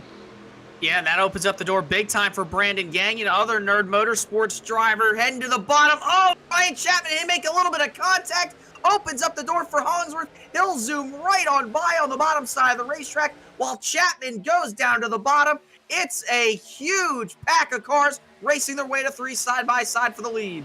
Hollingsworth with that short run speed is going to take a great dive here. Little contact mid-pack with Sherwood Williford. They keep it going straight for the time being. The 54 slides underneath the 5, almost makes contact to his rear bumper here. Side draft into the line. Hollingsworth with the lead. 4 laps to go. Look right behind them. Don't count out TJ Bartell. He's been so fast all night long, kind of just buying his own time. The 5 and the 54 near contact down into turn number 1. Bartell trying to make something work. 3 wide up at the top. Back to 2 now. The leaders are still side by side. If it was just like a lap ago at the restart, battling their way down to turn number 3. Intense racing into 3. Hollingsworth still showing the speed on the short run here. Able to momentarily be right in front of that 54 once more. He's going to lead 2 laps in a row here at 54, just like last lap. Going to utilize the side draft to slingshot in front of Stephen Hollingsworth as the 38 now gaining it all over the back bumper of Matthew Lee. There you got contact. The 27 to Chapman hooks the person that he wanted to work with. Got a little too close there. We stayed green flag, though. So they were able to save it the whole time. Crazy racing up at the front of the field. We'll take a look back on that one possibly here in just a little bit, but the battle is up towards the front of the field. Stephen Hollingsworth, Matt Lee still going at it side by side. They are in a zip code of their own, practically 2 laps to go, while TJ Bartell hangs right back behind them, and Ryan Chapman has a whole field of trucks behind him in this draft. It's a 2-horse race up at the front. Quick view of what just happened there. The 27 just slides up, hits the 75 and the 38. 38 hits the wall, keeps it going straight right in front of the entire second pack there. And everyone moving around and staying clear of the 38. Excellent job by those guys to avoid the slow truck there through 1 and 2. And the jump back. Oh, actually, we have a caution for the 4th time, presented by Roasted Gems Coffee. 2 corners before we find the white flag, so we're going to restack them up at least one more time. Looks like the 9 of Marshall Johnson here on the back straightaway and just makes contact there with the 16. Yeah, the 16 there. Not sure. We'll have to get another couple of views of that one, of what happened there. Yeah, I believe the 9 just started coming up, and ultimately the 16 was side drafting, I think, just from that angle. We'll take a look here at the Nerd TV replay once more. You see right here, that replay really doesn't tell a lot there, but you could just see the 9 was kind of coming up a little bit, unfortunately. And here's a good view. We're going to take a look, and right there, yeah, the 9 just started to come up. 16 was side drafting, and ultimately you'll see right here off turn number 2, 16 side drafts. The 9 just keeps coming up, and unfortunately just loses the truck right there with the 16 machine, unfortunately. Thankfully, nobody else was involved, but man, this is going to set us up for our first overtime finish, or green-white checkered, of the night here at Michigan. Yeah, 1 of 3, and if you thought that restart was crazy, I think it's going to get a little more crazier. You have less time to set up any type of passing situation, so whoever you're around with right now on the track, that's it. That's your partner. So we're going to see the 38 come down pit road, of course. He was the one who got clipped there and put into the wall. He's got to repair that truck. And also the number 9 of Marshall Johnson, the guy who caused the caution here this time. 2 trucks down pit road. Everybody else is going to remain on track. So the same setup here at 54. Matt Lee is probably going to get a good jump on this start here. But Stephen Hollingsworth, if he can do what he's been doing, and just needs 1 corner to clear the 54 and keep that momentum, I still think Hollingsworth has a 50% chance of winning this thing. Yeah, that is a possibility, but my eye right now is on TJ Bartell, who's been so quiet up there, just creeping his way back up into the top 5. He started in the 6th position, now finds himself in 3rd in that 75 machine. I would not be surprised if TJ Bartell is able to quietly sneak one away and lead one and only lap here, and possibly it being the white flag lap. Yeah, 100% there. Jumping back to the Facebook chats. Matt Keats saying, can someone tell that 38 I want that door? Well, I might be able to provide something for you there. And then Scott Martin saying, ouch. Yeah, that was a hit. And sucks to see it because Ryan Chapman gave the 38 an appraisal saying, hey, I want to work with him. And those are the 2 guys who made contact, other than the 75 of Bartell and that 3 truck scalpel there. But that was could have been a lot worse. But yeah, you definitely don't want to see that, especially with someone that you really wanted to work with at the end. For sure. And unfortunately, it was just a deal where Ryan Chapman, I think, wanted a little bit higher entry than he normally would have done. And obviously, then the 38 started coming down. I don't think he had any idea remotely that the 27 was going to want to kind of maintain his line or drift up a little bit. And unfortunately, just a mistake on Ryan Chapman's end. And, the 38 really had nothing to do with it besides trying to run his normal line. So just a racing deal. No harm, no foul, really. But Ryan Chapman, he's going to have one more chance possibly at this win. He's got to make sure he doesn't make any sort of mistakes like he did on that last restart. He's sitting in a great spot here, too, I think. The 54 obviously has been restarting really good. That 27 just ran with the 54 on this last restart, knowing exactly where his start point could potentially be. So if he can jump the gun with the 54, that'll put him in great spot to get the draft with him around the 5 and maybe down the back straightaway. Can do something in turn 3. I think that's going to be the way to go. Try to get around as quick as possible because you're going to have 2 laps, half a lap essentially to build up the speed, and then a lap and a half of just drafting your way to victory. Yeah, for sure. And, 2 guys up at the front, Matt Lee, Stephen Hollingsworth, they've been super fast all night. And Cody McKinney back in 13th, nowhere to be seen. A lot of newcomers up here, up at the front of the field in case this thing does, in fact, get dicey and wild. We're going to have 2 laps to go. Overtime finish, Matt Lee and Stephen Hollingsworth on the front row. Waiting for the green flag to fly.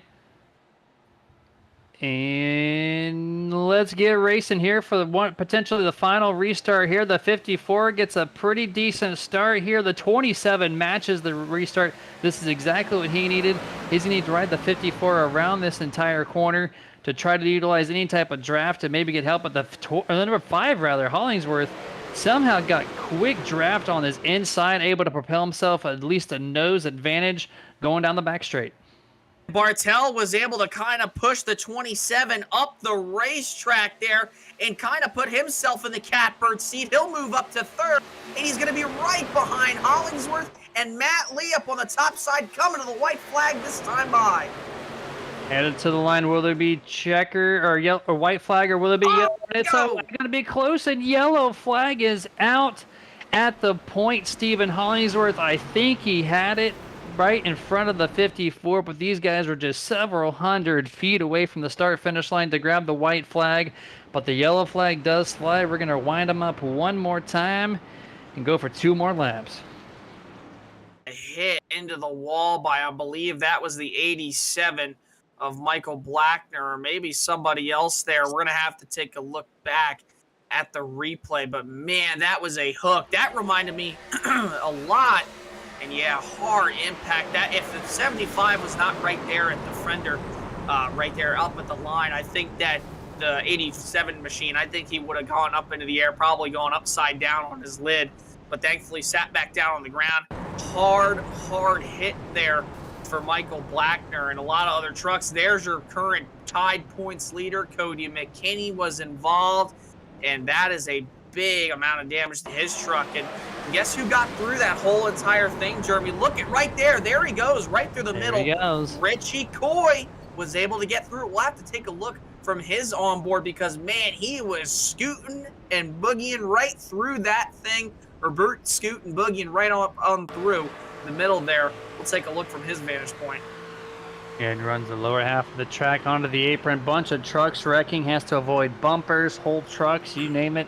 He had to avoid it and stays clear of that. And kind of like Monday where he had to get some luck on his side to finish up at the front, all of a sudden 28's in this wreck. And here is Richie Coy with a chance to make big points gains where we didn't think that was going to be possible.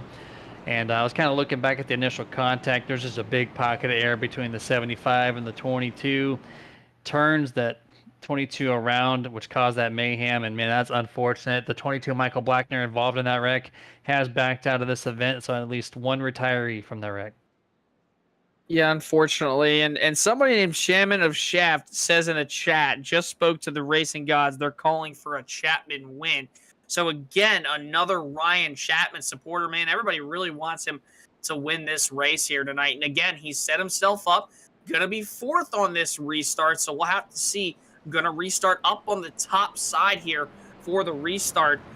Probably, obviously, Stephen Hollingsworth's going to have lane selection, but we'll have to see who the 27 is going to end up being paired with on this restart here.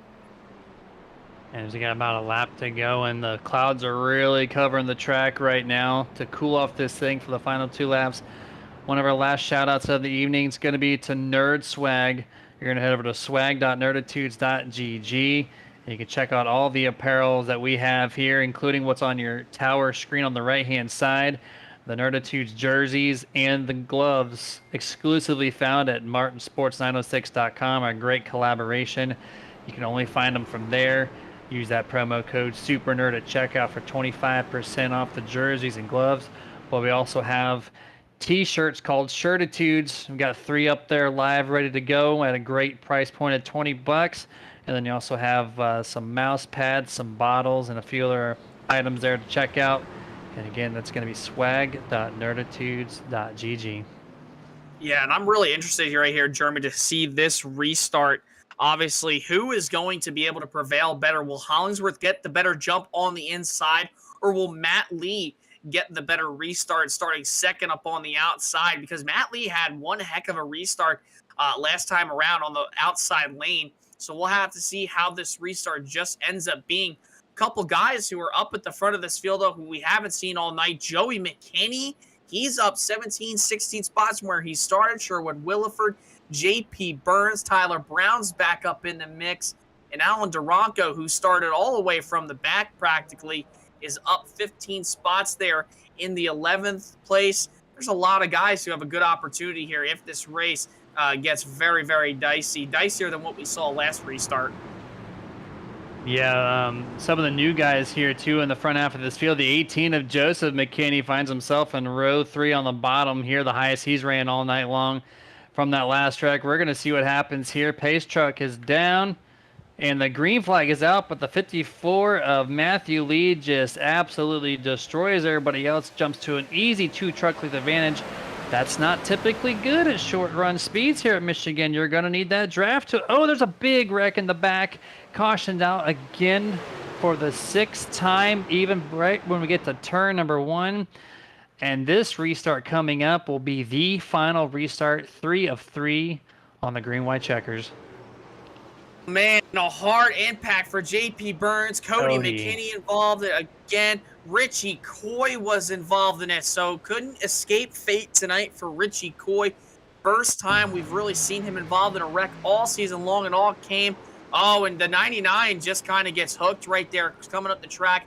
Unfortunately, makes contact and gets up into the catch fence right there.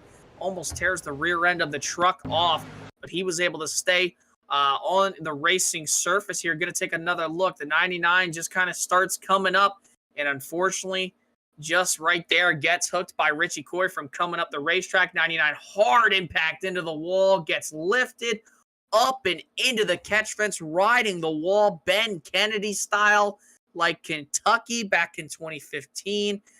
And man, a lot of trucks involved in there, and obviously the 2 guys competing for the season B title.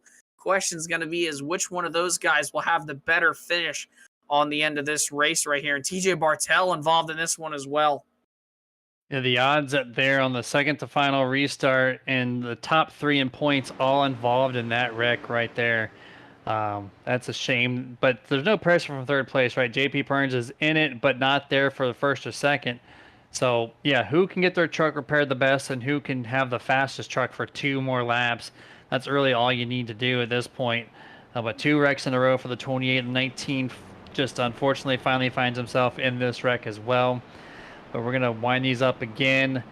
I think the 54 might have even gotten a little bit of a warning for jumping the start a little too much there. It was tough to tell if the 5 spun the tires or whatnot. It's something that the admins have to go back and take a look at, because Michigan, it is driving like a super speedway up to this point, but there is tire spin on this track. For sure, and especially now, we've had a little bit of tire wear from the last time we went green, obviously. So, I mean, it's going to be interesting to see who's going to get the better restart. We saw Matt Lee get out to one heck of a start, but got the warning there from the admins about jumping the restart, because I will say he did get out a little bit ahead more than most guys did there, and he was able to clear them going into turn number 1 and 2 by about 1 or 2 truck lengths, maybe even more there into 1 and 2. So we'll have to see how the rest of this field will shape up on this restart. And somehow, some way, despite that wreck, Richie Coy is going to find himself in P6, but that's because he did not pit last time around. First guy on the freshest tires is Marshall Johnson, who pitted at lap 100. He finds himself in 9th, but Richie Coy able to pick up a few positions right there from guys pitting just last time around. Yeah, this is going to be a pretty crazy final restart here. The number 5 needs to do anything it can. I see Diane Chapman back on the chat saying, go for the gold, Ryan. That's all he can do here. He saw the 54 restart directly in front of him that last time. Even though they're going to be on the bottom instead of the top this time, we're going to figure out exactly how he's going to be able to try to get this gold. Yeah, we're about to see. And this time around, he chooses that bottom like you had said, Jeremy. So maybe he's not going to get the start that he'd had last time on the outside like he did. So now that he's restarting on the bottom, he's going to have Ryan Chapman behind him, who hasn't really been going on these previous restarts. So we'll have to see how Ryan performs. He's got Alan Duranko back behind him. And hold on. We got a little bit of an issue here. Matt Lee has, oh my goodness. I cannot believe this just happened. Yeah, Matthew Lee removed from the server. So this is going to bump up Ryan Chapman to first place on this restart naturally, because that spot is wide open here. And so the 27 now has a much better chance of getting this gold here. I'm sure his cheerleading squad is on their feet, ready for him to take these final 2 laps around this track. This is it. This is 3 of 3 on the green-white checkers. And door is open. The 54 was one of the fastest on the track. We're going to figure out who can claim the gold here, whether it be the 5 of Hollingsworth, the 27, or whether the number 2 of Duranko might even sneak in here. Somehow, some way finds himself in the top 5, but the green flag is out, and we're underway for the final time. Final time down into 1 and 2 with a 2 lap to go signal, and Hollingsworth gets jumped out to a huge gap into 1 and 2. The field behind him battling side by side. Next flag will end the race, and out of 1 and 2, Tommy Schaefer looking up to the top side of the racetrack on Ryan Chapman off turn number 2, and Stephen Hollingsworth is going to be having these guys coming really fast behind him into 3. More contact, I think, the 19 of Richie Coy. Wall glues himself off corner exit. They were 3 wide, but they stay going straight here. Hollingsworth with a 2 truck length advantage. Finally getting to the white flag presented by absolutely nobody. It's the number 5 and the 29 on the top. Final lap, and Tommy Schaefer tries to go to the bottom, and he's going to be able to do it inside of Stephen Hollingsworth for the final time, entering turn number 1. They're side by side, door handle to door handle off turn number 2. What will Ryan Chapman do with the run? He'll stay in line behind Hollingsworth, while Tommy Schaefer struggles to find a drafting partner into 3 for the final time. Runs up to the top. The inside was not clear there. Hollingsworth protecting the bottom. Going to slide up the track a little bit. It's not going to be enough for the 27 or the 29. The number 5 of Stephen Hollingsworth is going to take home the gold. And Ryan Chapman so close with the 29 of Tommy Schaefer by 6 1/1000ths of a second. Tommy Schaefer finishes 2nd place. Ryan Chapman brings it home in 3rd. A drive by Stephen Hollingsworth. What a drive by Tommy Schaefer and Ryan Chapman. Congratulations to all 3 of those guys finishing podium. And we get to talk to Ryan Chapman finally up in the top 3. Tommy Schaefer as well. We talked to him earlier after winning the opening stage. And Stephen Hollingsworth brings that 5 machine around 3 and 4. What a drive for him. Fast all night long, despite being all the way in basically at the back of the field when this race started. What a drive by him to hold off those guys coming to the line. Yeah, that was a great move there from the 5. Got a great start on that restart there, and able to protect where he could, and did a great job. And he had a little bit of assistance with the 29 and 27 just trying to duke it out themselves, which kind of opened that that gap up for Steven to secure the race win as he's going to burn it down for the first time in 2023B, which is going to present, I think, the 6th different winner in this season through 10 races. And this is a great time to go over the unofficial results here presented by TWRS. Stephen Hollingsworth in the 5 gets P1 here this evening. Tommy Schaefer 2nd. Ryan Chapman finishes in 3rd. Alan Duranco in 4th. Brandon Gagnon in 5th. 6th place is Tony Solari. 7th, Marshall Johnson. 8th, Joseph McKinney. 9th place, Robert Malikian. And tonight's top 10 finisher, Cody McKinney. Top 20 tonight, Kyle Milliken comes home 11th, Brandon Elder 12th, TJ Bartell 13th, Bobby Terrell 14th, Justin Diltz 15th, 16th goes to Richie Coy, 17th, Matt Lee, 18th, Sherwood Williford, 19th, Tyler Brown, and rounding out the top 20 tonight, JP Burns in the 99. 21st is Colby Mice, 22nd, Jeff Chandler. 23rd will be the 22, Michael Blackner. 24th place, Lane Allen. 25th, Sylvain Jolly. And that's going to end tonight's 25 truck field here for the Michigan 200. We're going to take it to our only full screen commercial break, gather up tonight's top 3, and we'll be back with you guys shortly.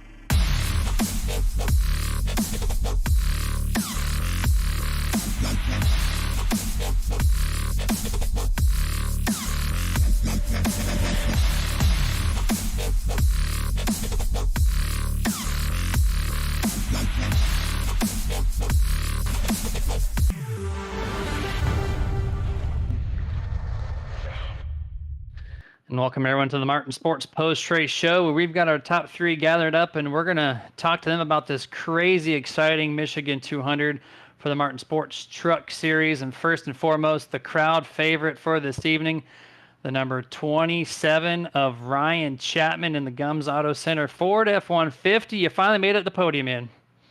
Yeah, it's been a long time, but it feels good to finally get one. But I didn't want it to happen like it did. I was trying to race him, and it's part of the last 4 laps of the race. You got to go for it. There's really no give. You just got to go for it, and we had to. We needed something. Hey, man, you did great there. Looked like it was friendly contact between you and the 29 to get to the line there. Only 6 1/1000ths separated you from 2nd to 3rd place. And you had 4 to 5 different cheerleaders in the chat all night long cheering for you, the most we've ever seen for you. Basically, you were the only person they were cheering for, minus a couple others. So, you had the friendly momentum to help you out to get you to P3. What was the preparation looking like here tonight and to try to secure this top 5? Just a lot of hard work, a lot of behind the scenes, just trying to change things up because we've been off lately, and we were just trying to find something that worked for the team. and we made a switch, and it seemed to be working, and I'm psyched about it. But overall, the team just did a great job running officials, running team practices, just getting together, working on the sets, and kind of adapting to what the set is and just performing with it. Well, you did a great job with it for sure, and hopefully this momentum can carry for the final three races in 2023B. But the floor is yours, man. Who would you like to thank before we let you go this evening? My mom and dad for watching. They always watch and tune in the broadcast. They like watching you guys perform the broadcast. All of our sponsors, Sim Motion, Gums Auto, Gums Napa Center, 213 Simwear, Martin Sports, obviously. You know, we got the gloves, Martin Sports. So if you want to go get yourself a pair of gloves, highly recommend them. But yeah, overall, just everyone on the team, Dilts, Alan, Kyle, JP, just everyone in general, just helping us get better. And we're going to keep this momentum up and bring it into the next season. I'd love to see it, man. Go ahead and good luck the rest of the season and into the future here. We'll catch you next week. Thank you, guys. Yes, sir.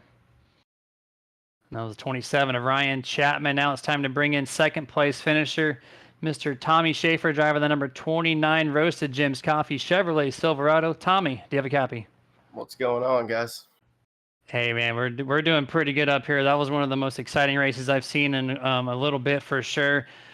Michigan was basically a super speedway with a little bit tighter turn radius, and you really cut it close there early on in this race, almost nailing the inside pit wall. I think about 2 feet, and then thankfully you didn't because it found you in second place. So how are you able to manage getting back through the field and getting second place? Well, yeah, I had a little trouble early in the race. Got into Steven there a little bit, and luckily it didn't affect his truck or anything, and was able to keep it off pit wall.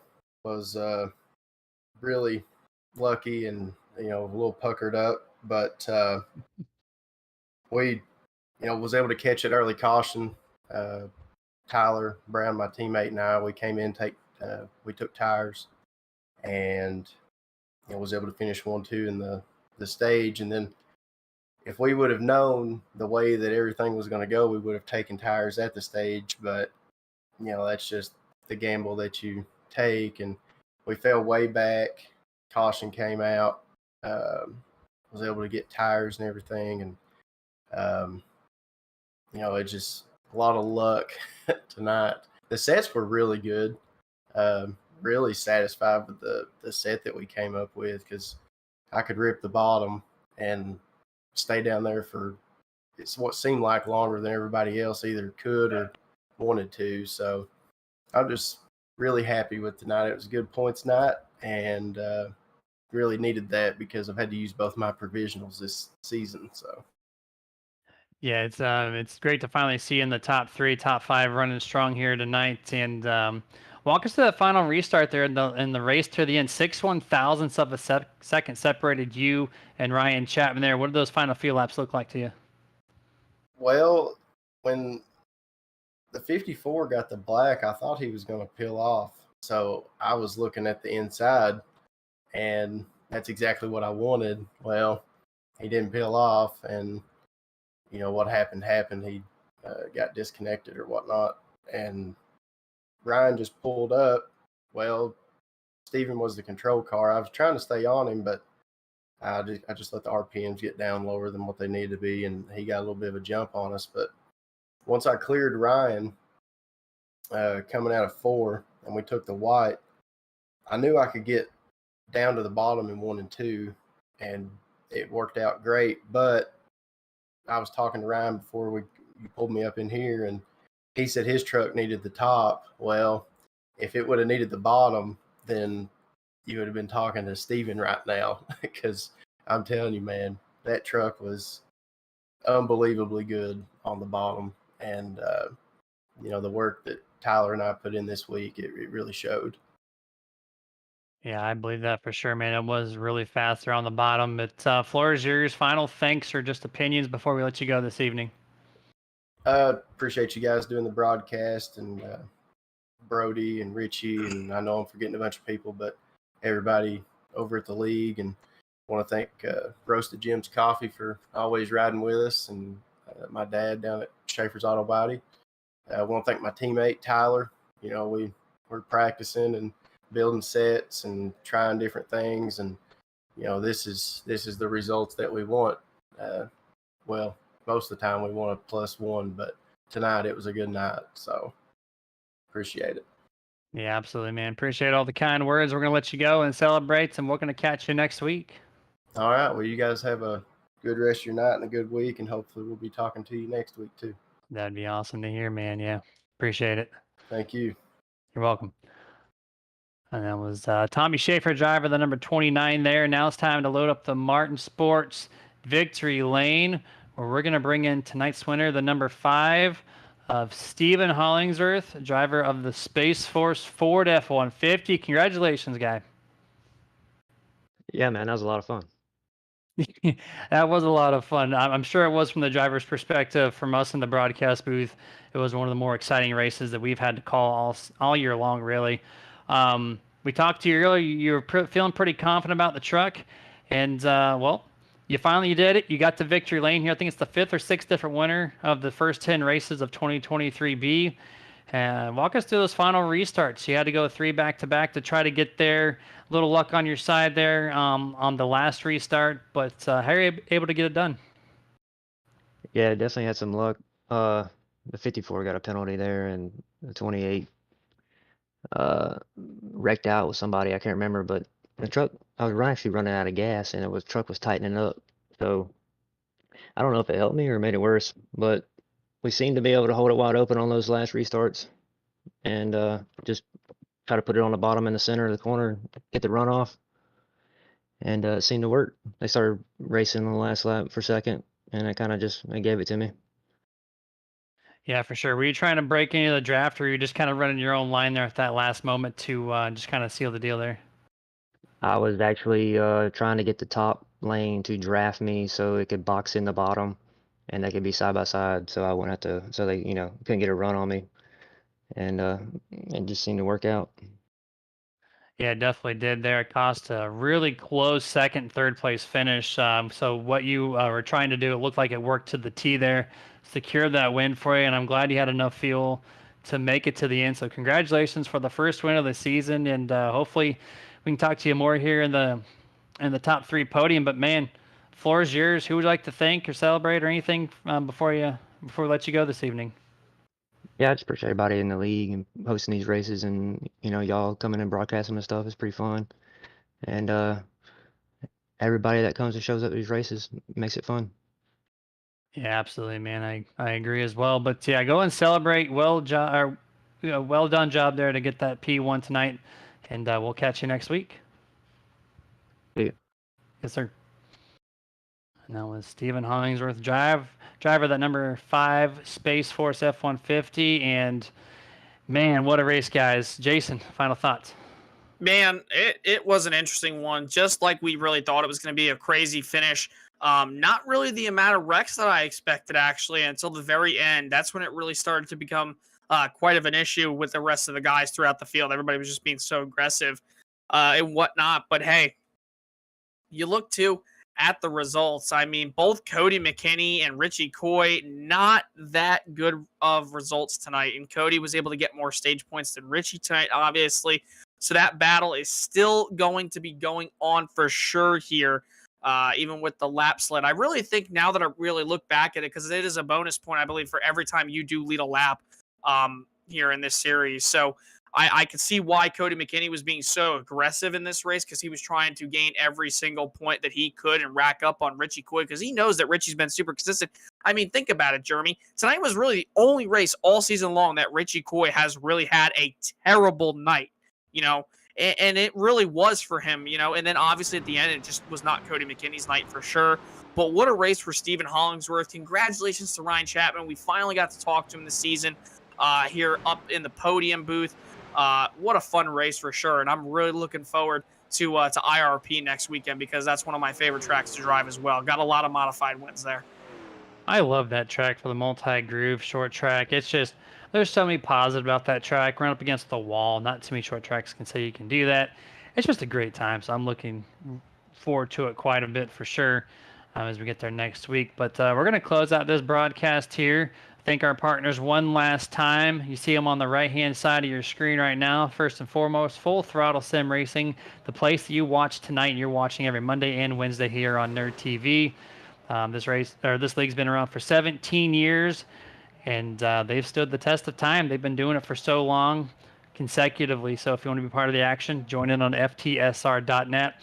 Mach 1 Performance, race car fabrication shop that's produced champions, winners of all sorts of racing divisions.